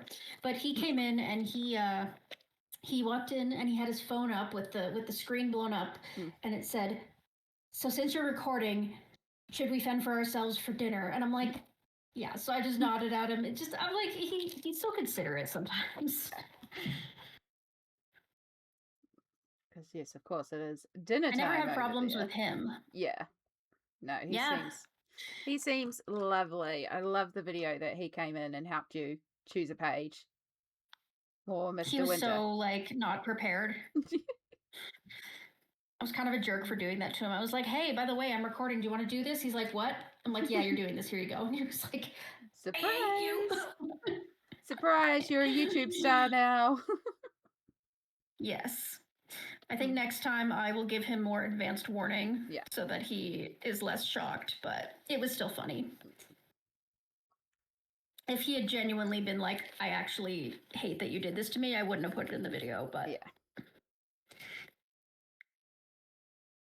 Hey, you never know, you might get interested in colouring and then can join you for colouring videos, and you can do all those cute little coupley fun challenges where it's like split a page down the middle and you both colour half. And we've done a couple of those actually. I was about to say, I think he I does remember you sometimes. doing that. Yeah. Yeah, I think we've done a couple of them.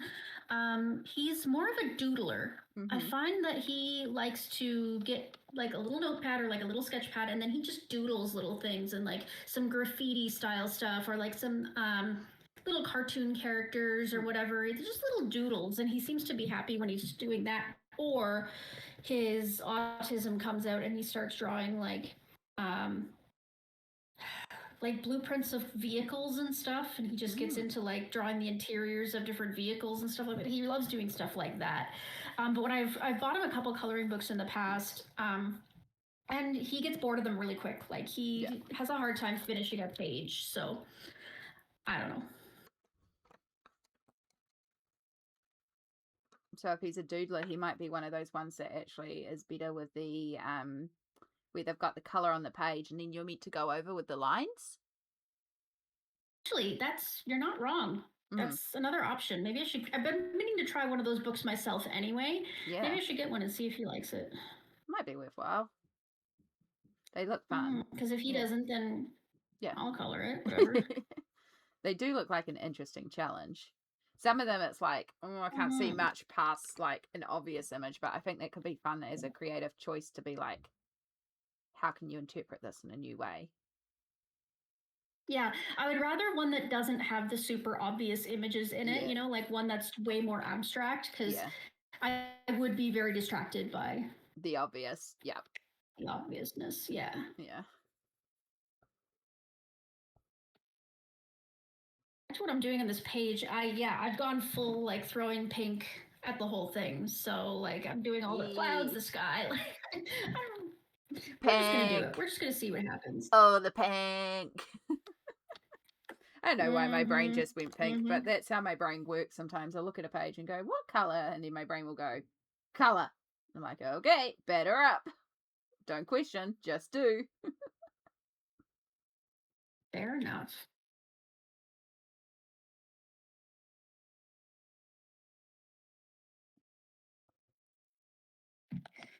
But yeah, to go back and answer my own question, wow, I'm actually proud of this page. I very clearly remember mine, to be honest with you. And it was a Kirby. Of course it was, because, why not? So this is why we drew a Kirby. It was in... yeah. It was in, I think it was in Color Morphia. And it was the Raven page. Yes. I hyperfixated and spent 12 straight hours coloring it. And this was back before like I had the hand muscles, right? Like I was down for the count for like a week after, but I think from memory it's like purple, the raven's purple, and you've got red and blue in the background, right? Am I visualizing that one right? Yeah, yes. I love that one of yours. It's so good. Yeah, I had the vision on that one of like the red and the blue vines and branches coming together and then creating the crow in the mix of purple, right? So that was really fun. It was my first like, bam, I see what I'm doing with this page moment, right? Like I had the vision for the first time. The vision where it does that TV movie thing and it just goes inside your brain and then explosion and then there's a picture and then it zooms back out and it shows your face and you just see the person with determination. They're like, I've got the vision. Yes. Something like that. Yeah. Yes.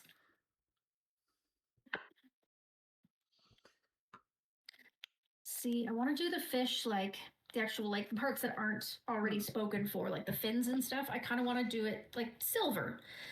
But now I have to figure out how I'm going to show that without it being like gray. I'm going to have to like play around with light reflex and stuff, so I don't think I'm going to do anything with that just yet. I got to think about it.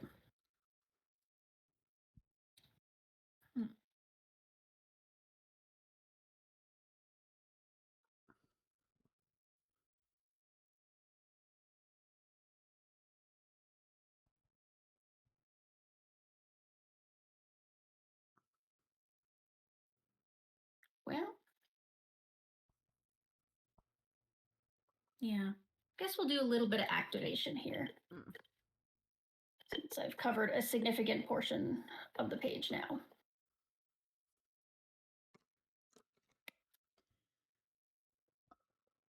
I am almost through all the waterfall. I can see that. It's looking fabulous. Can't wait to start activating it and bringing it all together. It's going to be magnificent.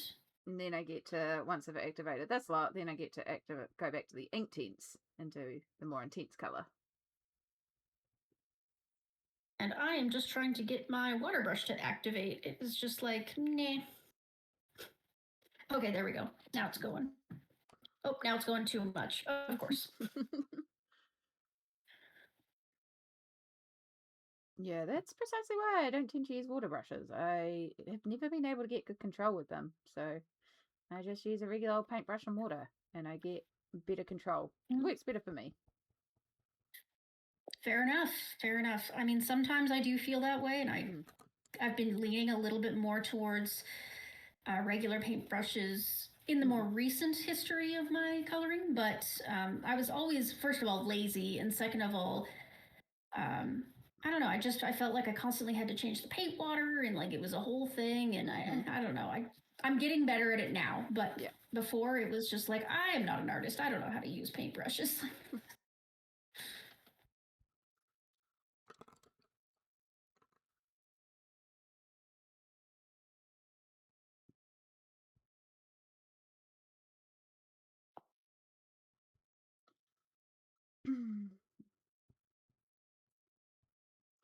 Right, we kind of lose a few of the scales here, so this is going to be interesting. We'll just kind of make it up and hope for the best.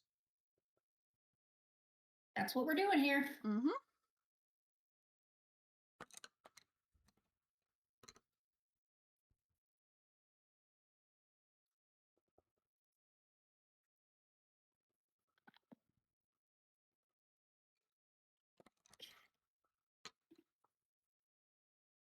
What is 7 p.m. here?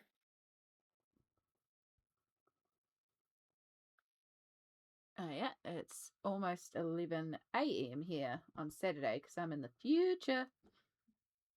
You are in the future. Yeah. That's how I know that the apocalypse hasn't come yet. Yeah. No, I'll get you the winning lotto numbers in a few hours. Excellent. Only it worked that way. Finally. I'd be getting the numbers for a lot of people. Yeah. I don't think we'd have a lottery. I'm not gonna lie. Pretty much. Pretty much. Oh, how convenient that that color ended on blue, because that will work perfectly when I do blue water.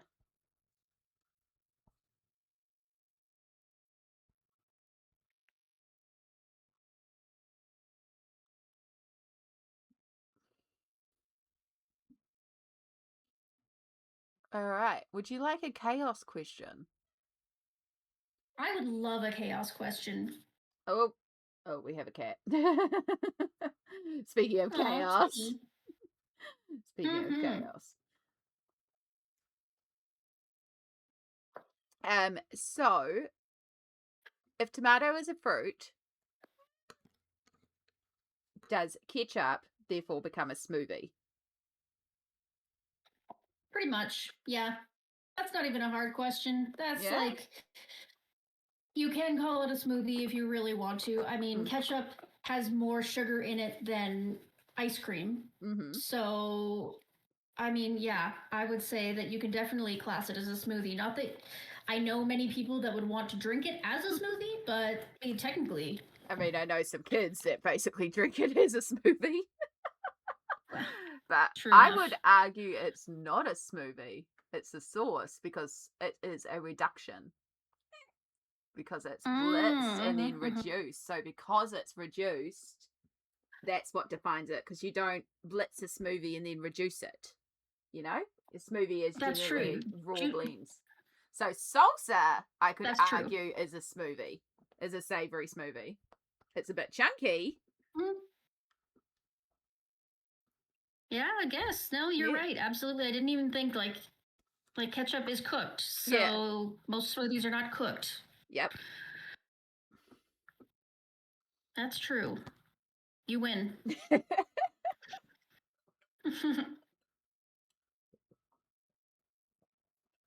All right, we have to play the obligatory Which is like treat tax because he's like, you're talking at the computer. Oh, I get treats.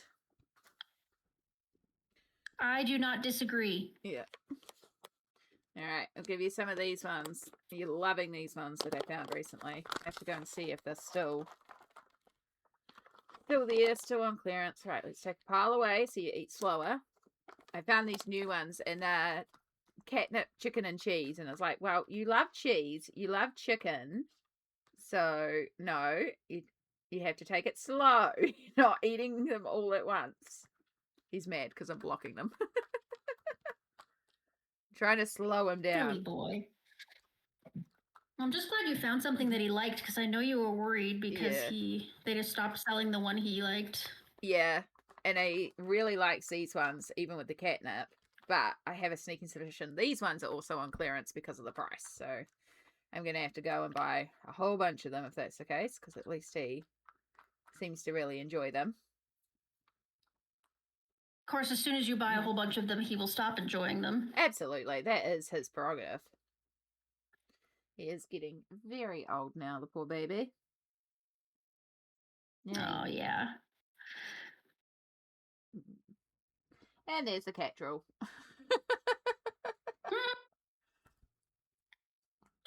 All right.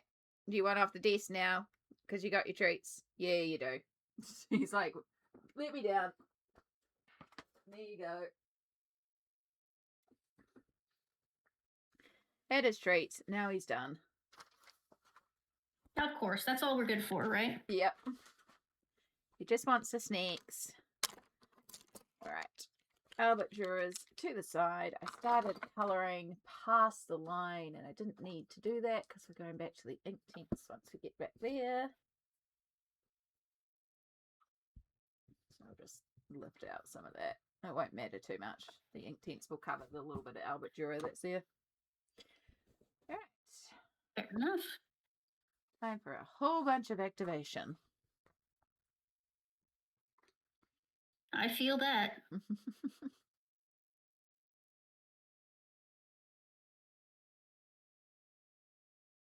Kind of hoping the other page is like a little dry by the time I get done activating this. I wouldn't hate doing some pencil work.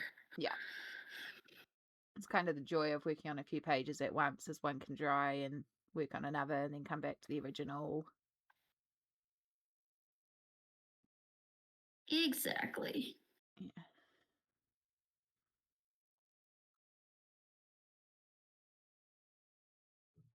So I'm not trying to spread this colour over the whole waterfall. I do want to leave areas of white.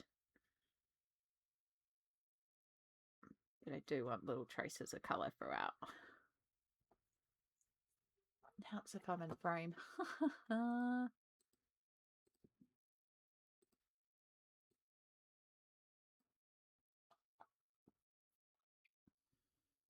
Yeah, I have no idea if I've been in frame like this whole time. I'm kind of just like, oh, you're fabulous. Zoning out listening to you ask the questions.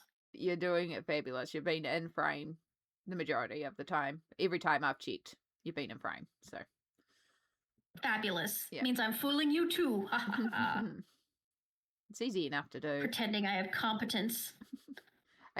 I always get amazed by people who like just plonk the book down and don't move the book. And I'm like, twist, turn, twist, turn, twist, Right? turn. Yeah. Like I think about again Karen and Yeah. like she's so zoomed in to like a square inch and she somehow keeps her book exactly in that spot. I'm like, how? Yeah. How? Karen, answer me. How? Yeah. Like, do you just work at the weirdest of angles or I don't know. I don't know. Mm-hmm.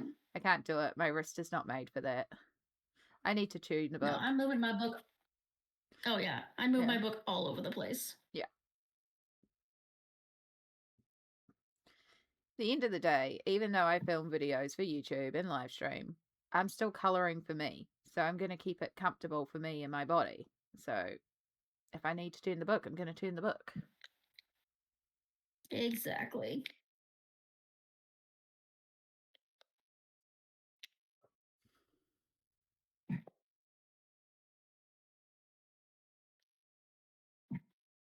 How are we doing on? Okay. Oh, and you're going to protect it. Okay, yeah, we're good.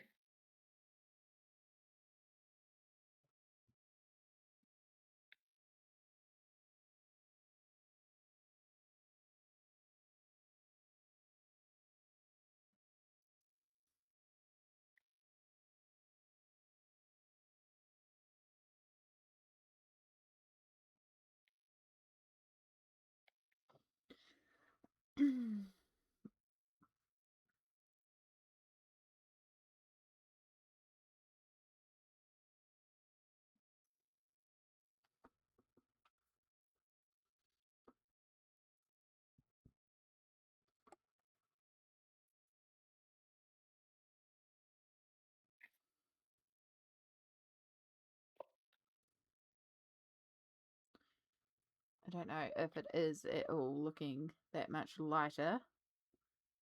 But It's still pretty vibrant, I'm not going to lie. Yeah. Which I'm not mad about it. It's just like, oh, I could have done it with the ink tints, but I think it is a little paler. It fades out a lot easier anyway, so which is how we're getting a lot of the white. If it was the ink tints, it would spread a lot further. So Yeah, that's true.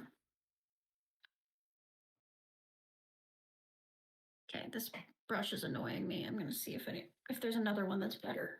Let's try you. You're big and fat.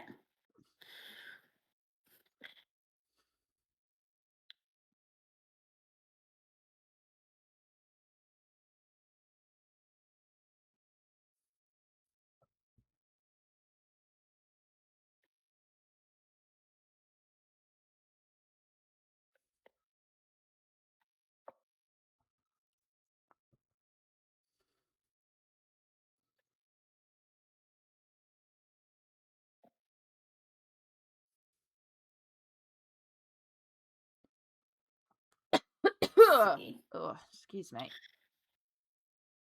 Worries. Mm. So is there something that like you avoid during coloring? Like something if you see it on a page or even see it in a book, you're like, no.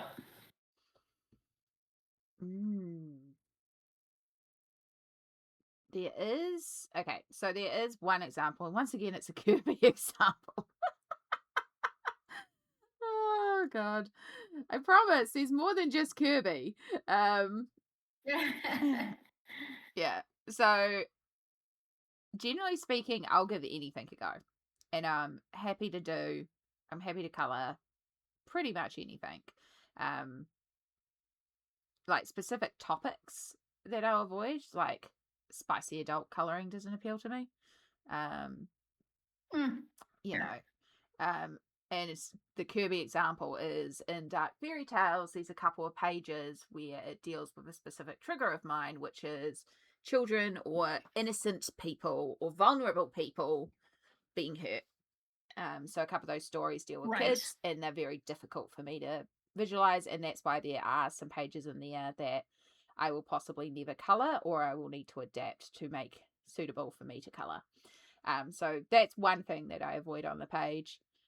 Generally speaking, I avoid flowers a lot of the time. It's just because I don't Mm. like coloring flowers. Um, I also have a phobia of ants, so I have never colored an ant coloring Oh, page and probably will not color an ant coloring page. wow. You'd hate my house. My God. If it's one ant on its own, it's fine. If it's like two or three, I can drown the effers and it's fine. If it's a cluster, no, no, no, no, no, no. I'm screaming and someone else is coming into the kitchen. And the stupid thing is, so the reason why I have this phobia is my mum happened to have a rare night out and left my dad babysitting. My dad thought that me at 5 years old was in a totally appropriate to watch a R16 movie. At 5 years old, that was all about ants that overtake a town and they basically like eat people alive. Um, Oh. yeah. So it was all about red ants. It was a bad 70s CGI film. Well, not CGI because I didn't have that then, but bad graphics and stuff like that. And they managed to get Yeah. rid of them by flooding the town, basically. So that's where I'm like, okay, if I can flood them, we're okay. But we don't even get red ants here in Aotearoa. We just get the harmless black ants. They're annoying. They do nothing. Still can't stand them. Still can't deal with them. Hmm. Fair enough. Oh, because I was 5 years old when I watched a movie that I shouldn't have watched, and Mum was not impressed. I believe that.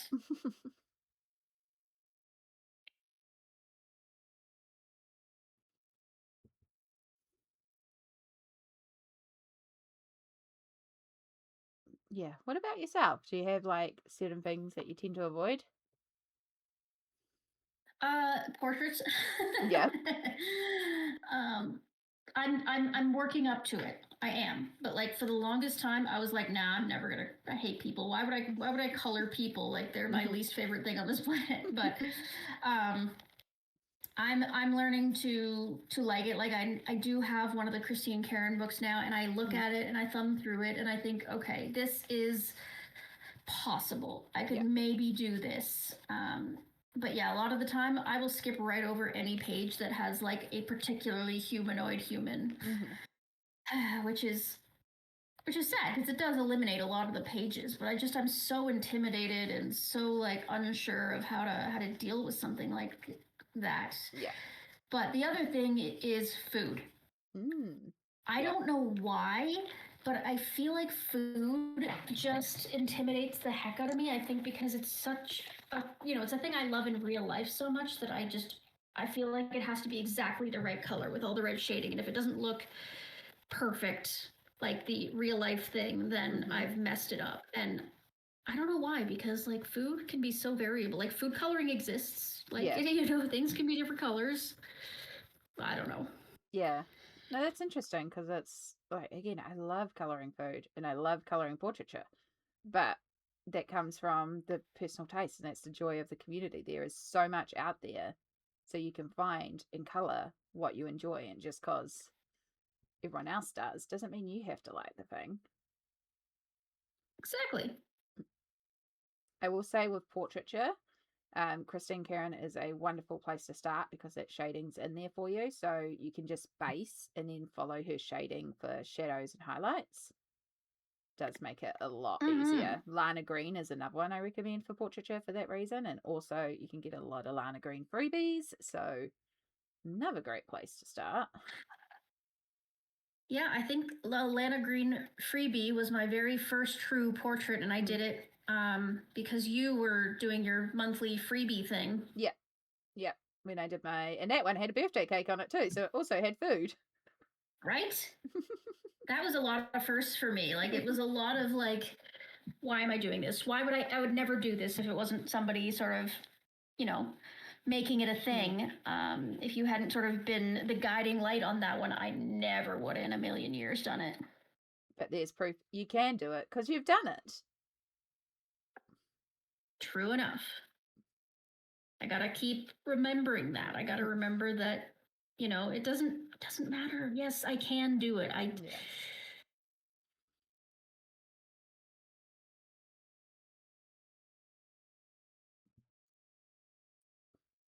Yeah. No, it's always that pressure that we put on ourselves that need to be like, no. Right. That's part of the perfectionism that I'm trying to fight against these days, trying to knock it down a peg and remember that this is supposed to be fun. This used to be fun, like back before I was in the community and knew there was other people doing it. I didn't care what my pages looked like. I kind of just slopped things on a page, and if I never finished it, I never finished it. And I got to get back to that now that I have some skills, because then I do eventually want to finish these pieces, but not feel the pressure to have to. That helps a lot. Yeah, there's something freeing in saying I don't have to finish the page. It just makes me finish more pages. Right? Yeah. I'm going to check on this other, okay. Check on this other page. So, still some soft spots.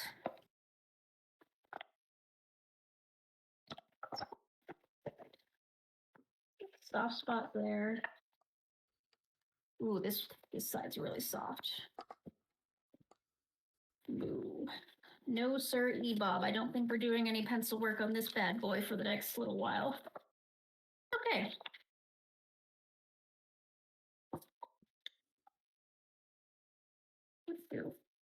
You're not as bad. Just to check in, have you been hydrating? Do you need to have a water break? Self-care break? Anything like that? I do have water right here. Good. Just because it's been an hour and a half that we've been colouring. Time flies. Time flies when you're having fun. This is wild. We're making some progress, though. Yeah, I mean, I've got 2 full double-page spreads based, so that's something. That's huge.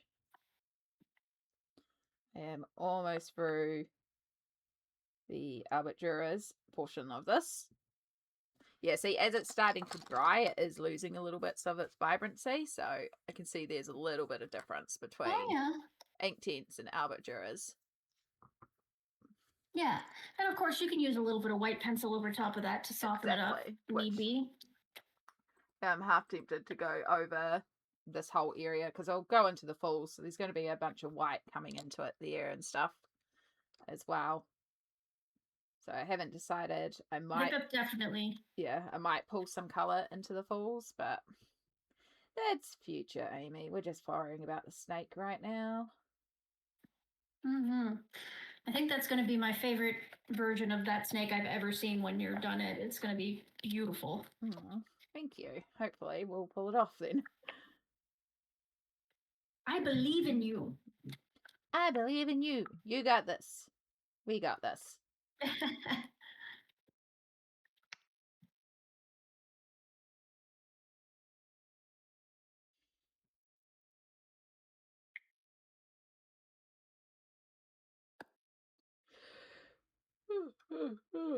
Excuse me. See if there's anything else.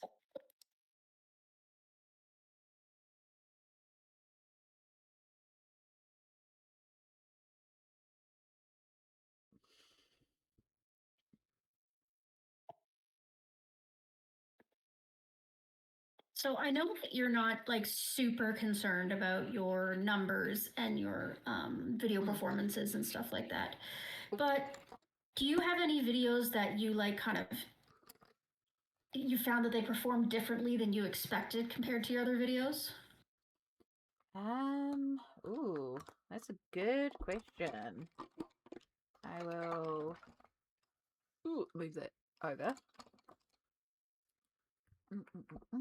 Make sure we're in frame. Ooh, let's actually bring up my YouTube, because again, I don't really look at the numbers, so I can't, like, off the top of my head tell you. I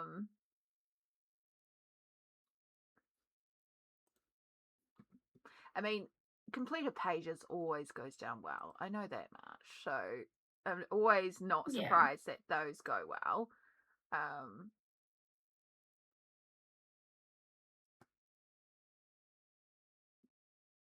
I know one that did do really well.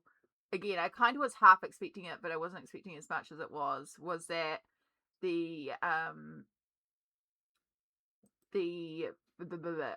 when Alien Worlds first came out, the company that I ordered it from here in Aotearoa, they effed up and they sent it to me a month early because they got the stock early.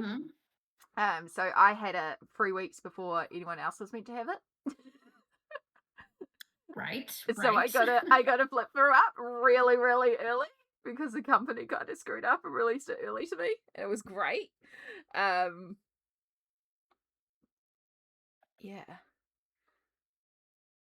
I'd probably say that the response to A Little Touch of Colour Counts has been really, really huge. Like, I've had a lot of comments on that one, which is always cool when people are commenting and talking about things. Yeah. Yeah.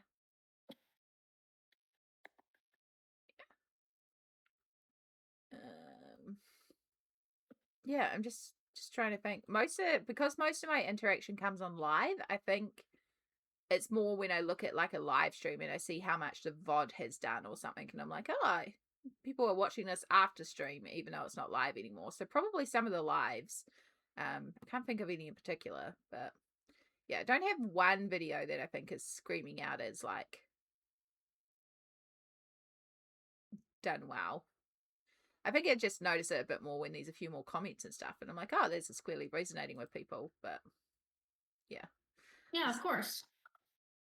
Complete collection tours always go down well too. But yeah, sorry, it's not really a much answer. It's just yeah. I don't think I think more just when I get lots of comments, that's when I notice that it's gone down well. Yeah. Yeah. And I was, like I said, I prefaced that question with, the understanding that it's not something that you keep track of. Not to the extent that a lot of other people do anyway. For me, it was definitely my graveyard videos.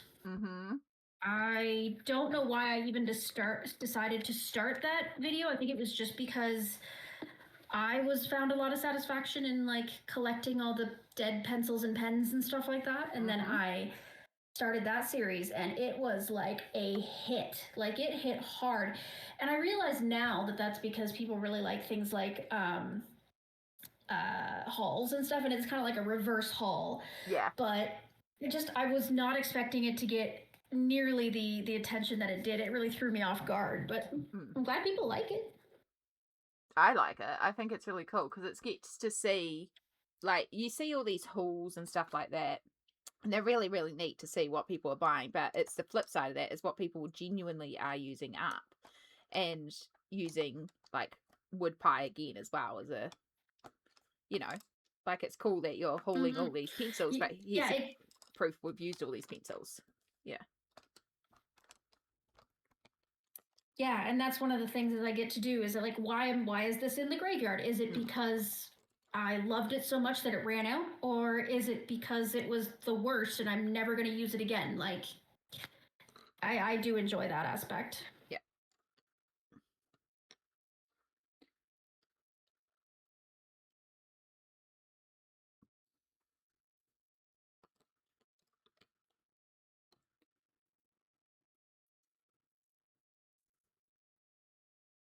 I think it also comes from a place that I think inherently a lot of us are nosy. So it's kind of like spying on someone being like, ooh, you've used all that. Okay. Or, ooh, you didn't like that.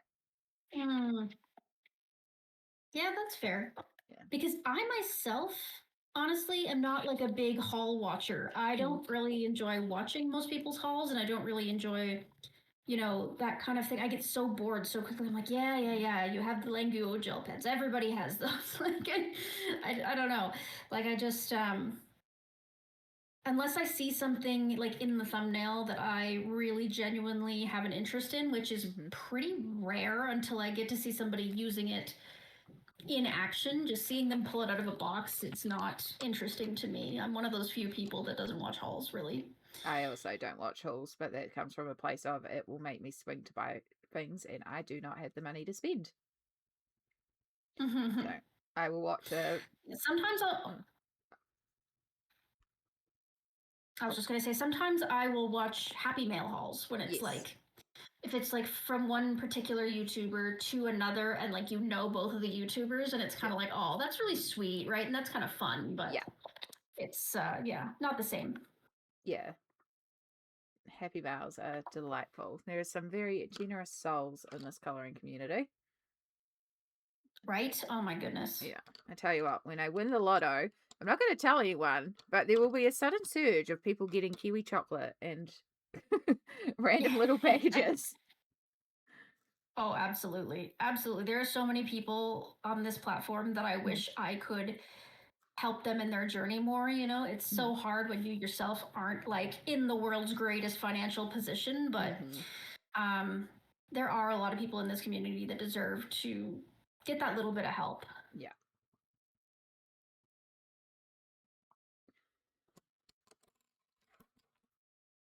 I'm just flipping through here and kind of deciding if there's anything else I want to play with, because I don't think that my two are going to dry in a reasonable amount of time for me to start penciling them. So yeah, no, it's all good. If you're also done, that's also valid too.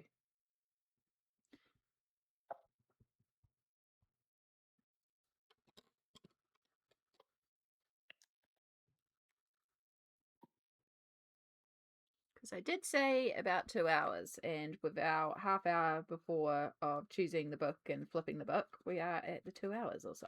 So you just let me know. I guess so. That's true.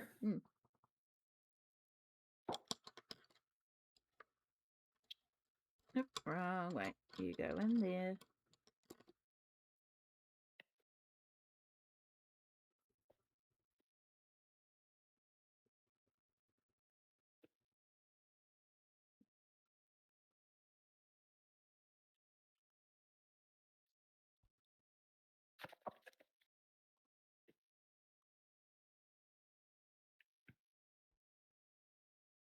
Yeah, like I look at some of the pages, like I look at this one, and it would be so easy to do the basing on it.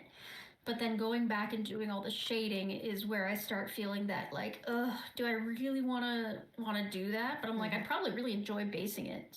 So why don't I?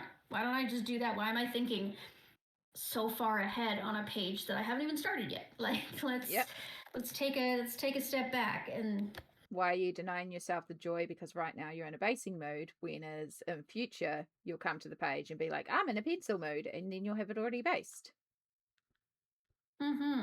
Exactly. I do that so often. I start thinking so far ahead on a page that I talk myself out of doing it because I'm worrying about future Melissa problems.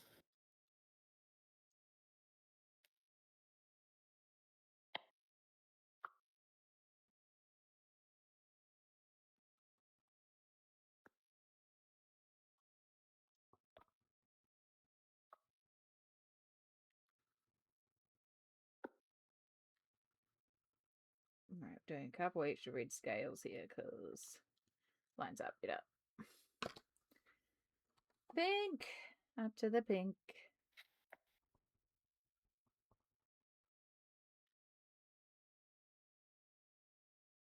I think I'm gonna do a quick base on this guy, this Raven. Nice. I think that's what I need to do because I want to make him black. So I'm gonna have to figure out my undertone, which will probably be blue. So I'm gonna do the undertone. So I'll just blitz the whole thing with blue, and then we could do some mindless shading at some point in the future.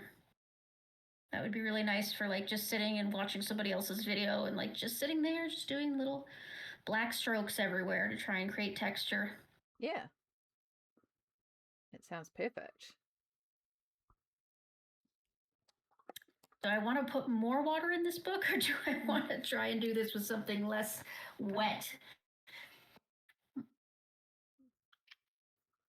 It'll dry eventually. This is true. I like after this, I'm gonna hang this book up. I've got like a little hanger in my new closet, and I'm just gonna hang it up so it dries all at once. That's smart. I've been trying to do that with because I have the Precious Planet and Secrets of the Sea, where I was doing experiments yesterday, and they soaked through the whole book. Sneak peek for you, Winter. Gosh. this background here. Ooh, Yeah, freaking love the background. love that. But again, leaked through the whole book. So I also have so much. This is with protection sheets, by the way. So we've got like it bleeds all the way through along the edge. Luckily, it's just kind of hidden in this edge here because I did a spackly background, so it doesn't matter. But it's like, again, it's fine, and I'd rather experiment and try something else. And I freaking love the background, but yeah. Oh, it's gorgeous. I love that. Yeah, bubble painting. So I've still got to perfect the technique a little bit because it's for sure. Yeah. And I will be following right behind you, I think. Yeah. So that was my second attempt. I tried your go ahead. I tried sort of like a fake, even worse version of the bokeh you showed me the other day, and I did it just as an experiment in this little sneak peek of a book. So it's obviously not as it's not exactly the same, and I wasn't expecting it to be the same because it's first of all it's like a cute and cozy book, and second of all it's just like random goose. But the idea at least gave me something to work with in the background, so that was kind of cool. And that's the main thing about releasing. Like when we do these little tutorials, it's not about people following step by step and producing the exact same results because you're not going to. There's too many variances in how everyone colors, how you hold your pencils, your humidity level can make a difference, But if it inspires you to try something, then it's cool because it's like got you doing stuff. Exactly. If it it got me back into doing bokeh backgrounds. Like I haven't even attempted one in so long, and I just recently have done like quite a few different like foca backgrounds, as Smolt would say. Yep.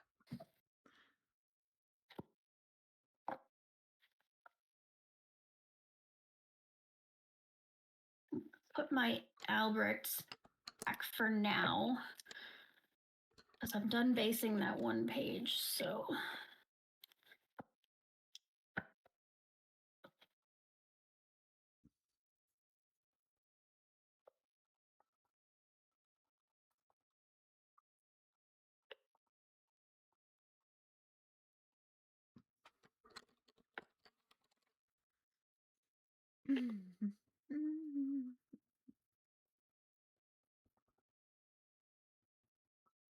The one problem with that bubble, it's bubbles that I've used for that background. I use because to make the bubbles I use dish soap. The whole book smells like dishwashing liquid at the moment. It'll fade in time, but I get it up and it's just like, whoo, dishwashing liquid. Yeah, I mean, I guess that depends on what scent of dishwashing liquid it is. Yeah. It is green. That's all I know. Oh, okay. Yeah. Like that's unscented, basically. Orange is usually the citrus, and then there's lemon, yellow, and sometimes you get lavender, purple as well. At least in where I'm at. Oh my goodness. It was so traumatizing at my old job. For a while, we had lavender Lysol to clean everything with, and we all got so sick of the lavender scent that we just were like, we can't do this anymore. Like we cannot use this Lysol anymore. Like this is wild. Like our brains are gonna explode with all this scent. And like that was like years. That was like halfway through my 10-year career, and then still by the end of it somebody accidentally bought some lavender scented instead of the other scent that we were using, and everybody freaked out. They were like, don't you even dare open that. It's funny. Triggered by lavender. No, it makes sense. Lavender is like a really, really potent smell. And I know it's meant to help you fall asleep, but it's just a lot. Yeah, in small doses, it's great. Using it all day, every day, not so great. Yeah. What color do I want to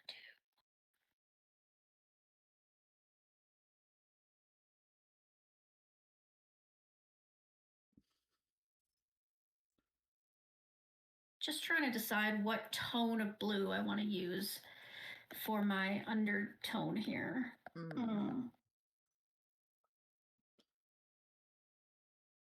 The question, the more purpley blue, the more blue blue, the more green blue.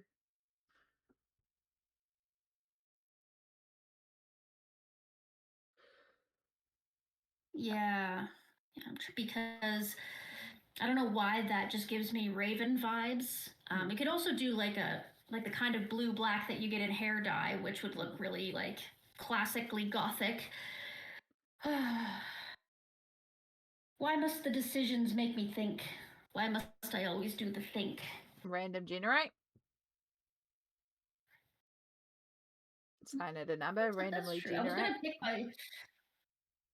I was gonna pick by like the longest blue pencil that I have, right? Like the longest, the one I've used the least. It's also valid.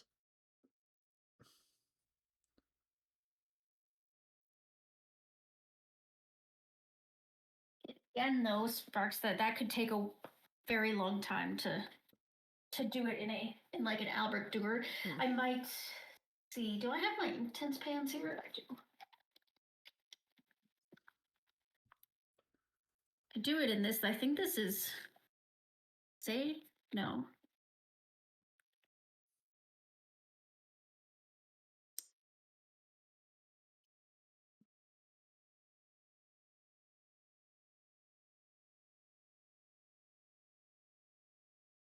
I don't know what tone this is, but it looks like a good dark blue. Maybe we'll just do that. There we go.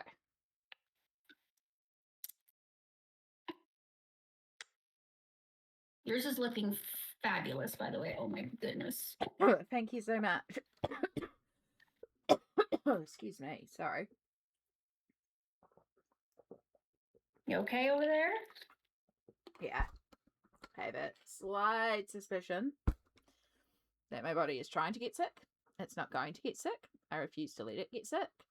I will go and make some apple tea later on and load it up with ginger and all sorts of good stuff. So I get my vitamin C immunity hit, and then we'll be fine. I don't love that for you. I really hope it will be fine, because that's no fun. No, it's so I take an injection every week for my inflammatory disease. And it's a TNF inhibitor, which has a big fancy name, but basically it's a very mild form of chemo that I take, and it goes into my body and it tells my immune system to calm the F down, because my immune system is very confused and likes to attack my joints rather than attacking things that make me sick. So this medication comes in and goes, yo, stop doing this, and the immune system goes, okay, cool, and it just chills out. Flip side of that is I'm immune compromised, so it's very easy for me to get sick, and I'm very prone to it during the start of my injection cycle, which I take my injections on Friday, and so it's currently Saturday. So I'm very used to feeling just a little run down initially, but it's usually nothing that too bad. Like I can usually shake it off if I just load myself up with, I find if I have like lots of fruit and just vitamin C, and I just kind of make sure I rest up and stuff like that. That's why I drink a lot of tea, and yeah. Very used to it. Very used to it. So. Well, still sucks. Yeah. Still sucks, but also it would suck without the injection. So I'd rather have the injection and just have to drink lots of tea. Oh, noes.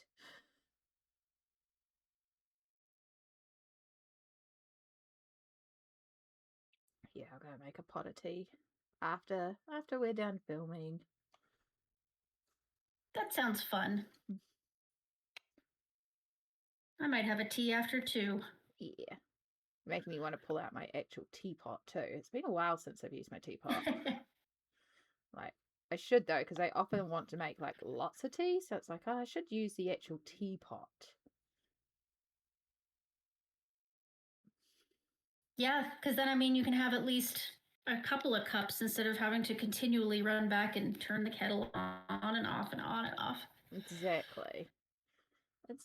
And I've been like, lately, like, I can't have a meal without having a hot drink. And I just feel like it just helps the digestion. So after dinner, drinking a hot cup of tea or decaf, because it's decaf, so I could drink it at 11 p.m. at night. And Yeah, I know. It's also winter here, so we're like, it's like hot drink season, and I'm fully embracing it. Right. Mm. Right. Forgot that you're backwards. You're upside down. Yeah. I'm in the future and upside down. Like the last thing I did right before we started recording was I texted the house. I was like, "Is the air conditioner on? Because it is freaking hot in here." Like that's the season we're getting into. Oh. It's one of the reasons why I myself am not a seasonal colorist. I know a lot of people are, but because I see so many on the other hemisphere who are posting, and they're posting beautiful summer pages and talking about summer plans, like your video that I'm watching this morning. You're talking about all these summer plans, and it just sways me, and so I can't color seasonally because right now I'll be coloring winter, and also a lot of winter pages tie into Xmas pages. And so if I only colored seasonally, I would only ever color summer Christmas pages, and those are few and far between. Yes, that's very true. The fun warm summer pages are I love them and I'm glad I get to see them occasionally, but yeah, we could do with a few more of those. Yeah. I'm still crossing my fingers. I have messaged RJ Hampson. We had a lovely chat about it, and I'm like, I'm sorry to be this person. I'm sure you get hundreds of requests and stuff like that, but please, as an Australian, make us a summer Christmas Right? If coloring anybody book. understands. Yeah. I know you have summer Christmas pages, and I appreciate it, but I want a whole dedicated book that is just summer Christmas.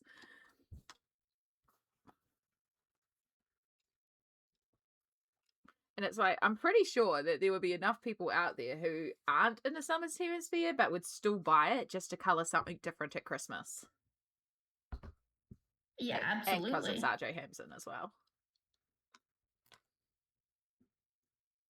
I'm trying to untrain myself from the majorly seasonal coloring. Like, obviously, I still enjoy seasonal coloring, but I'm trying to make it so that that's not all I can do. Yeah.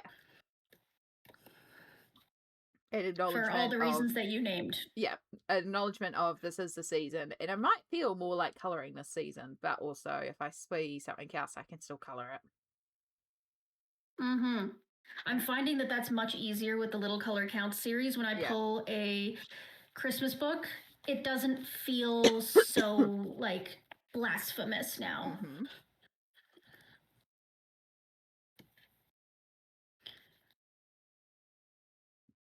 I have not yet drawn a Christmas book, but I am only up to, I'm filming special episode I'm filming right now, but I think regular episodes I'm in the middle of filming 3.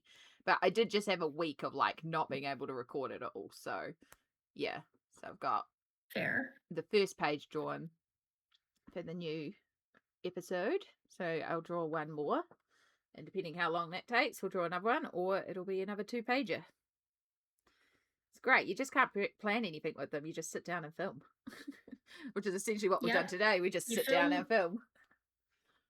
Yep, you just film until you're done filming, and then when you've got enough footage to make a reasonable video, off you go. Off you pop. I want to see. Let me see. How many have I filmed so far? Because I filmed a lot in anticipation of not being able to film because of moving and stuff. I have filmed 41. Wow. Yeah. 40. What now? Not 141 episodes, but 41 pages, let's say, I've touched. Yeah. So I've released up to 21 pages, so I'm halfway to what I filmed. Which is awesome. I love having enough backlog that if I'm stuck for what to put on for that week, I can just quickly edit one of those up and away we go. Yeah. So that's been good. It's fabulous. I hope to get to that point. I'm excited. I can't wait to see what else you've worked on. It's so fun. I've worked on so much. Yeah.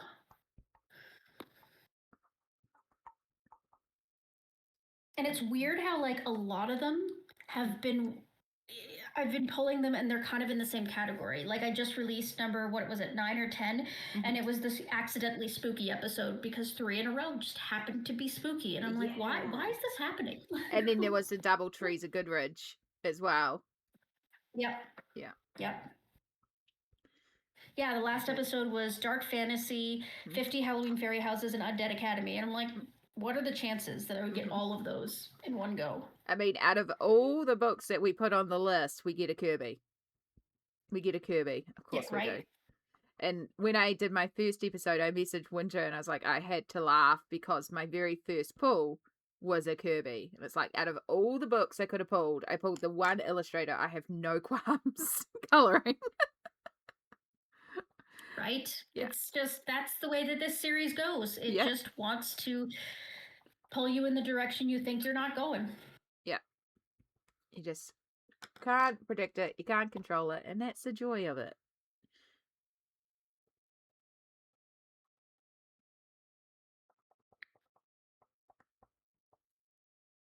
So I'm also basically right now, I am love bombing this book because Yeah. I'm flipping through and just basing like crazy. And I'm glad. I'm glad I'm doing it. It's fun.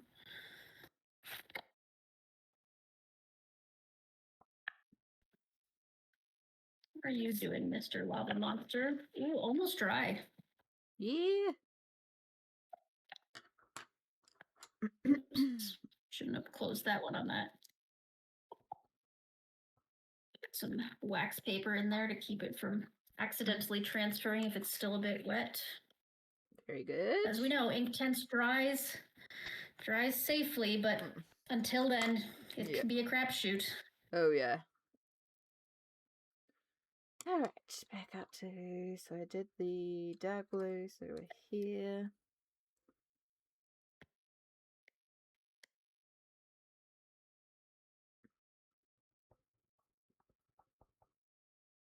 I'm curious to see what color ends up on the snake's head. True, because it could go any direction. Yep.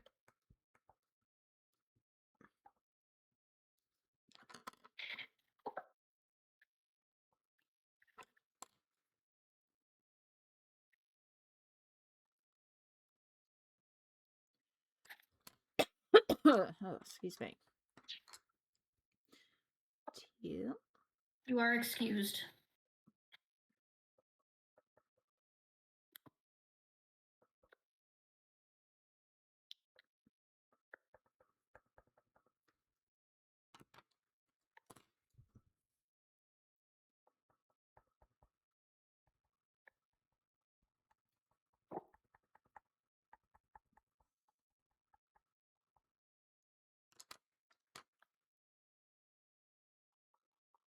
And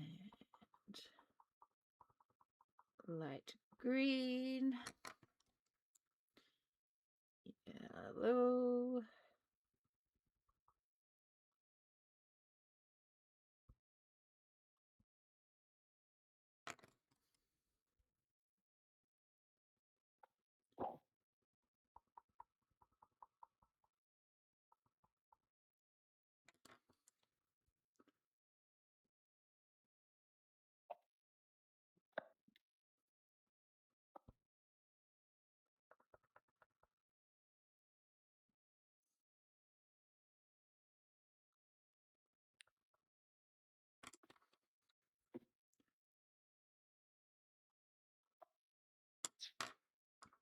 Anything calling out? There's a few things I'm just trying to figure out. I might do this one. Might do a little work on this one actually. Yeah.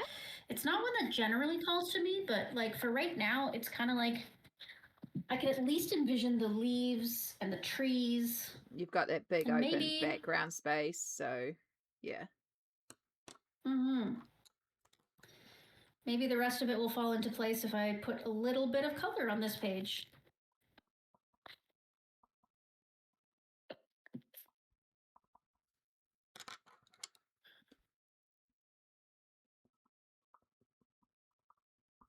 Can only try. Mm-hmm. Gotta stare at it for a few minutes while I figure out what we're gonna do. I'm not gonna use ink tens pans. That's what I'm not gonna do. So there's one decision at least.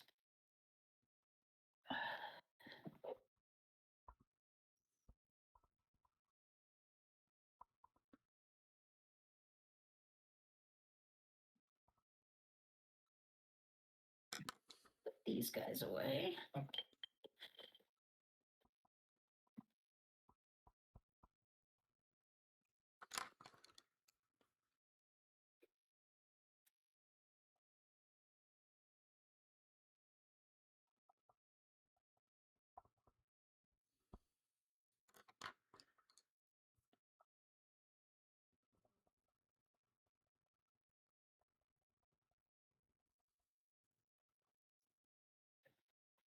I might go straight in with pencils and do kind of a pencil test because I have a couple of pencils that I've never used in here before. Because when I was into doing this book, I was mostly just using Prismas at the time. So I don't know if I've actually used anything other than Prismas.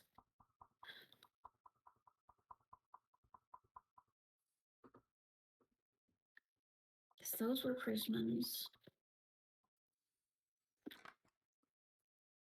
Sorry about the crinkling. You're good. Discord barely picks it up. That was Prismas. Prismas. This was Prismas and Albert Durs. Okay, that's what we're gonna do. There's a lot of leaves in here, so let's use them.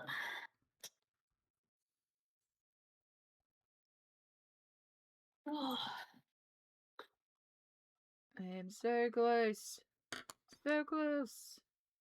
I know, I'm so excited. I'm so excited to see this, like,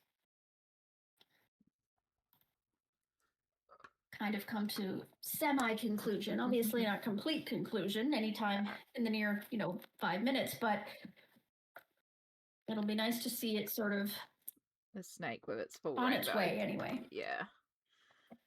Oh, we might end up, I think we're going to end up with a blue snake head. Maybe green? Mm.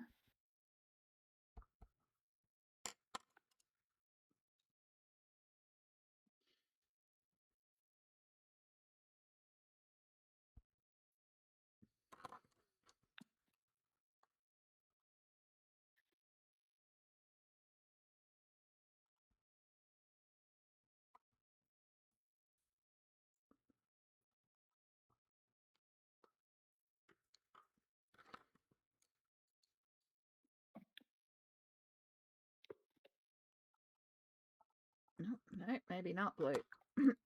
Think I'm a few color changes ahead there.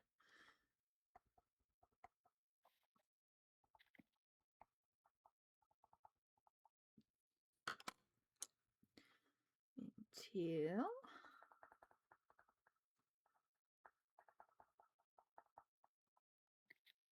okay.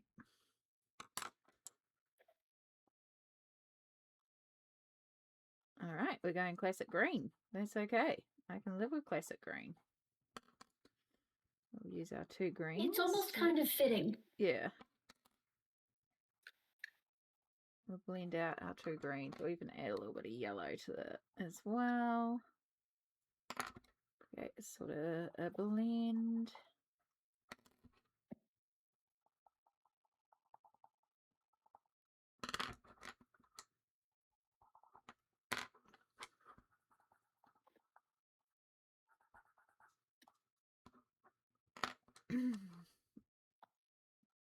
Need a backup.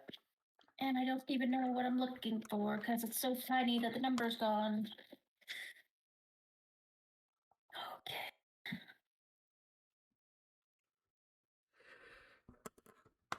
All right. Oh, I know where you're. Okay. do the fins will be yellow.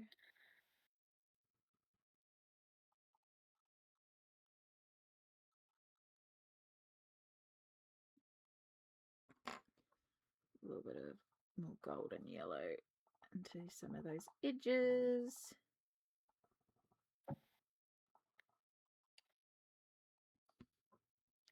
There we go. I think we might do a red eye. Ooh, fancy. Yay! Everything has color. That's amazing. Now we just got the fun job of activation for this last little section.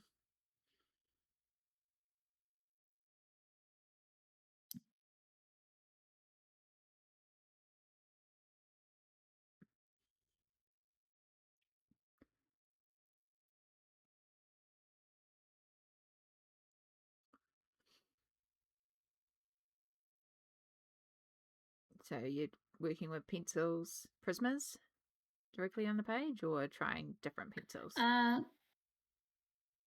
Trying different pencils. So I just had to go get a replacement for my little tiny baby. Because he will not sharpen again. This is his last sharpen. So made sure in case I need him, I went and got his big brother. Very, very handy.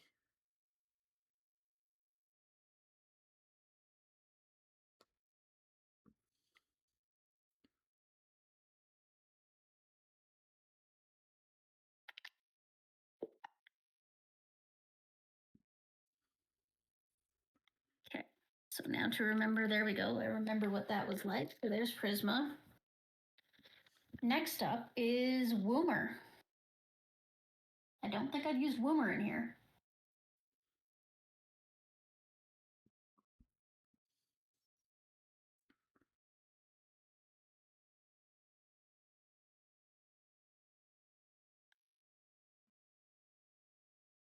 Don't own the Woomers, so I have no comment about how they work in Kirby, but hopefully good. I find most pencils do, but it also depends on your edition. I prefer the UK edition paper. I feel like it handles like water mediums better. It handles most of my papers. Oh, I imagine so. Yeah.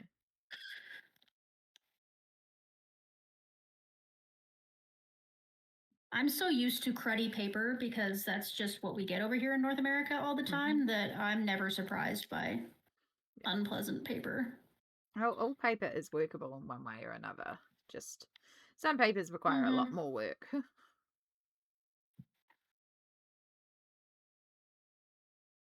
So there was Boomer, and then let's do a quick poly.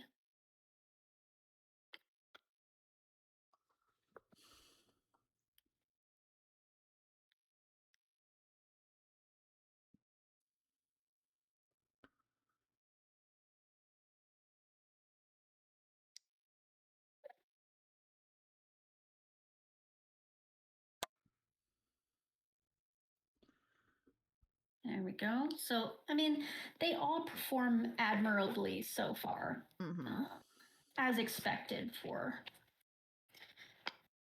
the, I hate to say it, but the good case. Like, this is the pencil case where I keep my polys, my prismas, my Albrecht Dewars, and I threw the Woomers in there too because, I don't know, like, for how many pencils will fit in the case. So. Yeah. I have a similar case where they've got my Pablos, Prismas, Polys, and my Harmonious set live in there. Yeah. So what I want to try, gotta pull out the next case.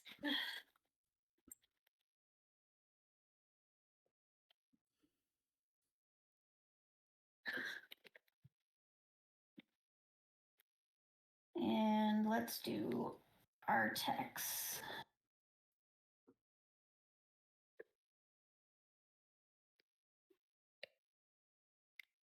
Artex are really finicky, I find.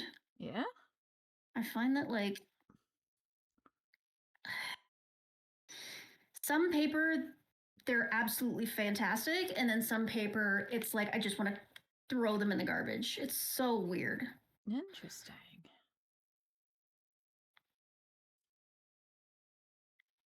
It just amazes me now how many varieties of pencils there are. It's like every day there seems I to be know, more right? and more pencils coming out. I am so excited for the new polychromos colors. Agreed. I want that light purple. Oh man, that means I'm gonna have to rearrange my pencil case eventually I and know. squeeze them in there somehow. Yep. Yep. I'm hoping they'll release Albert Duras at the same time too. That would be good. Mm. Now I'm gonna try my cheap brute funers. It's weird. I have two different types of brute funers, and I don't know, and none of them are square. Like they're all round. But like the one set seems so much like more cheaply built than the other sets, and I don't understand it.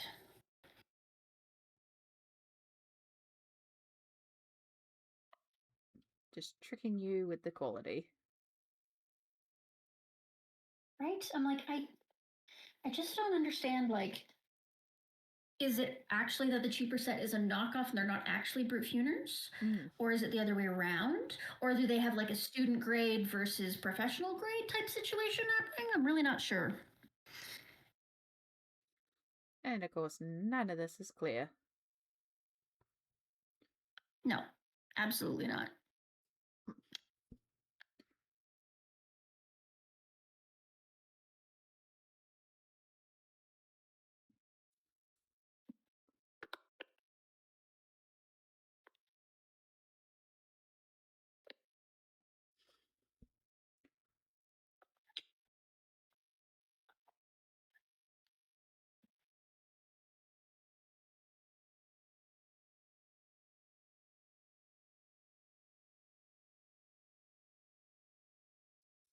Oh, I do like this rainbow snake. I'm very happy with it. It reminds me of candy.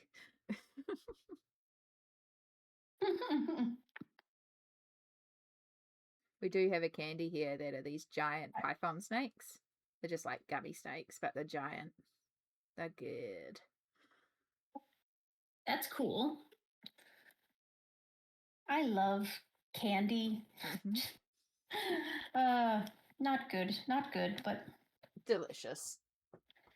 Oh, yeah, exactly. done. Good job.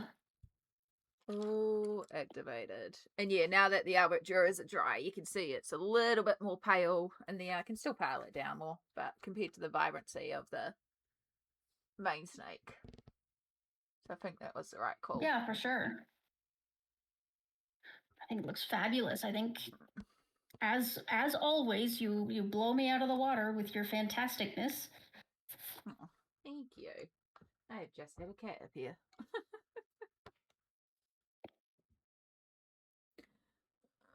No, I'm very, very pleased with where that's at. But I think that's also me for today. Yeah, I'm just gonna play around, I think, a little bit, but I'm not like I'm getting tired, I'm not gonna lie. Yeah. Yeah, well, we are at like 2 hours of colouring time plus the half-hour intro time. So, yeah. But you got a good amount done. I'm going to put the camera on you. Like, if you want to show some of the bits and pieces again. Because you've, like, touched a lot of pages. Okay, so I think this was the first one. Here, move over pencils. In the way. There we go. He's almost dry. So I'll be able to work on him tonight or tomorrow, which is going to be fun. Fabulous.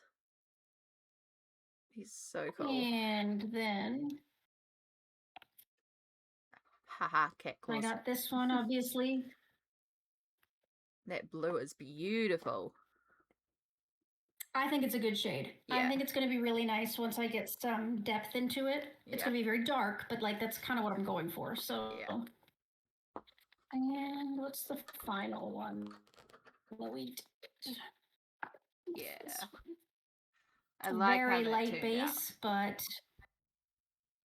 yeah, it's going to be good again once I throw Mm. some depth into it. I'm going to try Yeah. and make it very high contrast, put a really dark green at the end of these grass blades and put a really like dark navy blue to help create the ice depth. But yeah, it's going to be, I think it's a good start. It's a Yeah. good little love bomb of this book to push me into trying to do more in it.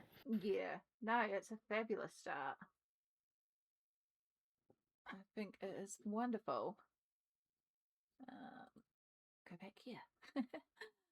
But yeah, thank you. I think I've just had Shadow join me as well. So Shadow says hi. Oh, Yeah. Kiki. I think this is a wonderful point to call it for today. I've just moved the book before Shadow drools all over it, as he does. So, Melissa, wonderful Winter Colors 89 will be linked down below for the YouTube channel. Is there anywhere else on the internet that people can follow you to chill out and hang out and see more of your stuff? I am mostly on Instagram. However, I do have my YouTube channel, which is probably my bread and butter.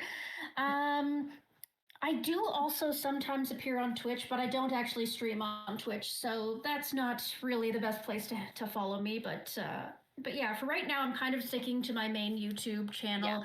And if you want to chat, always message me on Instagram. That's the best place to reach me. Or I also have my email if you Yes. need to talk to me more personally. So Excellent. I'm so happy to be here. Thank you again so much. I'm so grateful that you agreed to do this with me and sit down and give up your Friday evening so that we could spend a couple hours coloring. And thank you once again for also instigating this whole series. And yeah. And if there's anyone else out there that wants to start their own version of this series, you're all cool with that. Like,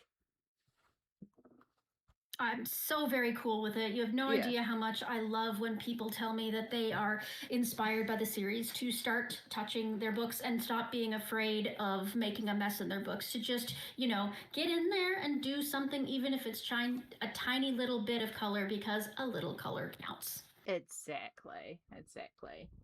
No, I am adoring the series. I am so grateful to have you here. And as we said, there were 100 books, over 100 books that we had that we both have in our collection. So, maybe we could do this again if you'll enjoy it. If you let us know down below, maybe we can do this again and have Winter on the channel and get some more coloring chaos done. If you're up to it, I would Winter. love that very much. And I have a whole teapot full of selections. So Exactly. Oh, well, wonderful. Well, this cat is about to start drinking paint water if I don't deal with him. So I think that's where we will leave it for the day. To all of you watching, all the araha to you all.